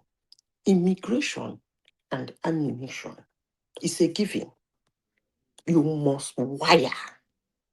You must attack. It is not negotiable. You must use those weapons, period. If you want to use this in essence, that's your business. You want to use it small, and play the good guy, that's your business. But you must use them. Now, the political aspect of it is that if it is a Democrat, Republicans will say, unnecessary war. People will believe them and vote for them. When it is Republican, Democrats will say, it is not our war. It is an unnecessary war. Which one is their war now? Mike, let me ask you, who they find America trouble? Hello? Who they find their trouble? I they ask now, when you say it is not their war, it is unnecessary. Which country? Who look for their troubles, whoever go against their interests? That is what I'm saying. Nobody they look for their trouble now. Who they find their trouble? Nobody. Now then they go about, they look for trouble now. So what is this unnecessary war? This particular war, it is unnecessary. This particular war is unjustified. Which war where America don't go for? Do you know the Japanese war, the Hiroshima? Do you know how it started? Please go and read about it. Is it because of No, it's not just. We can discuss it another day. Go and find out what make Japan hammer them. That made America to condemn particular cities till Jesus come. Go and read about it. So this idea of unnecessary war, which war they necessary? Now, Mike, please tell me, is there any argument you'll be having that will take the life of 1 million people? Come on now. 500,000, which war they necessary? If they didn't drop that bomb in Hiroshima, the Japanese will surrender. In fact, after they dropped that one in Hiroshima, they were still fighting until they dropped the second one. I talk, I'm here. One man say I'm an extremist. It was until they dropped the second one in Nagasaki before even the Japanese, they didn't even want to surrender after the second one. But say they don't learn the hard way. Now I say make they do them for North. They query me. I say make they do them for Iran. They say they query me. No wahala. That is by the way. If you do it in Iran, when they did it in Japan, they were the only one with the bomb. But this time, they are not the only one with the bomb. So you can't say you want to go and do it. Who owns the space? Who owns the space? Who what? Who owns the space? Space. The satellite, the space. After this earth, above this earth, who get her? Space gets space now. Okay, no problem now. So we don't have a discussion. America is not the only one in space, man. China is in space. Russia is in space. Even India is in space. Okay, no wahala now. No problem. I don't know what you're trying to say with that. Nothing. I don't just talk anything about that. I don't. What does that have to do with America is not the only one with nuclear bombs? We don't do now. Kaba. We shouldn't be saying everything. I beg. Now, let's go back to what we are talking about concerning people getting agitated for what America is doing.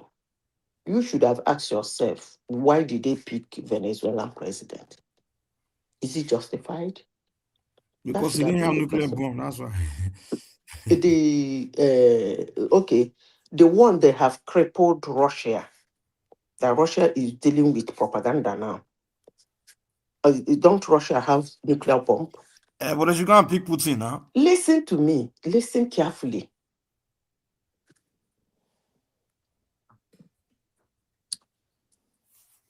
All America need to act at a particular point in time is a president who has interest in that thing. Period. Who has interest in what? In what he wants to do. The day America will get a president who has interest in disarming Russia, you will see it happen. You are surprised? You are laughing at it. Let me go back to Iran. You see, when a prince was talking about Strait of Hormuz, I was laughing. He said Donald Trump did not think about that. I was laughing. I couldn't believe that we think that small of the United States and their intel, but that's good. When Iran is misbehaving and they say they want to go to war, Americans and their leaders will say that will be disaster, that will be catastrophic. Have you ever asked somebody why are they always saying that attacking Iran will be catastrophic? It things like Strait of Hormuz. It's things like probably they might attack their neighbors and start breaking those glasses.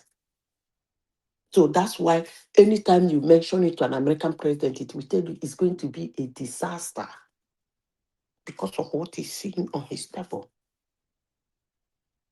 And let me repeat myself again. They can do anything. It depends on the president sitting there. You want the madness, you and him go do the madness. But the only thing I like Trump for is that he's not, let me use the good word, he's not straightforward. And I like him for that. Because for so many years, American presidents are very predictable. Very, very predictable. Before they think of the next step, the next country will understand what they are and get ready. But this is whiskey, Jogolo, he's doing. Now they sweet me pass. It keeps you thinking, everybody, which day will the war end? If it's normally American president will tell you we are going in. Hey, they said it's 2 days. It has lasted for 10 years. You know, he's not telling. I hope I made myself clear. Mike, can we go back to Nigeria? What's going on in Nigeria? They are bombing Borno. Food scarcity in Nigeria. Who's bombing Borno? America. Boko Haram. Boko Haram is back. They said that place is hell let loose. So the Americans that we invited, you guys are celebrating. What are they doing? That is what somebody came here to do now. The person is romanticizing that the people have overpowered our American intelligence. Who? He's so excited that they are bombing everywhere. So what is the American intelligence? Look, these boys are so good. You didn't answer my question. And so the Americans that we invited to come and help us, what are they doing? Maybe you have not been listening since morning I've been talking. That is the way they behave. That is the way they behave. Who? The jihadists. Are they outsmarting the Americans? I thought the Americans They don't outsmart anybody. They're just stubborn. That's the way the they Americans behave. do. The Americans Hold are came to on help us. What now. are they Calm doing? down. They are stubborn. When they are doing that, their madness, you try to challenge them. They go extreme. And that's exactly what they're doing now. Americans have not started doing anything. They've not started anything yet. I think Tinubu is waiting for, they just brought them in to calm Trump down. He's waiting for after the election. They've not started doing anything. Honestly, sincerely speaking, it is their presence that is causing this madness. That during that presence, that's the way they behave. That's why I say, if you want to deal with them, deal with them. If you want, no go remain. So the one we don't do since, why we don't find results? Una no dey do anything. Una no dey do anything now. Boronu is not desert. Boronu people still dey their houses. It's not desert yet. You have to turn it to a desert. Give it Boko Haram house to a desert. No, not eastern, more especially that northeast, you turn it to a desert. There's difference between northeast and Boko Haram. Well, I don't understand. I'm confused. Turning something to a desert. Wipe everything now. Both Hassan and his people, all of them, all the human beings there. Bam. So what you concern the people with Boko Haram, the people who want to kill Boko Haram? What is, I mean? According to their brother, retired late Major General Muhammadu Buhari, former ex-president of Nigeria, said, if you are living with a Boko Haram, you are a Boko Haram. And an ordinary person who is not in the military will not understand it. But that's the truth. But Boko Haram are not living with the people now. They come to attack the people and go away. They're living with them. Well, so they come to attack. They're living with them. Don't forget. Buhari, by the way, they fall from heaven. Buhari is not from northeast, you know. They fall from heaven. Well, one thing. So everybody in the northeast are Boko Haram. Is that what you're saying? I don't know, Sha. If everyone is Boko Haram, then I will support your point. But I don't know if we just know. Believe you me, people who are not interested in Boko Haram, doesn't have sympathy for Boko Haram, doesn't support Boko Haram, all of them don't run away.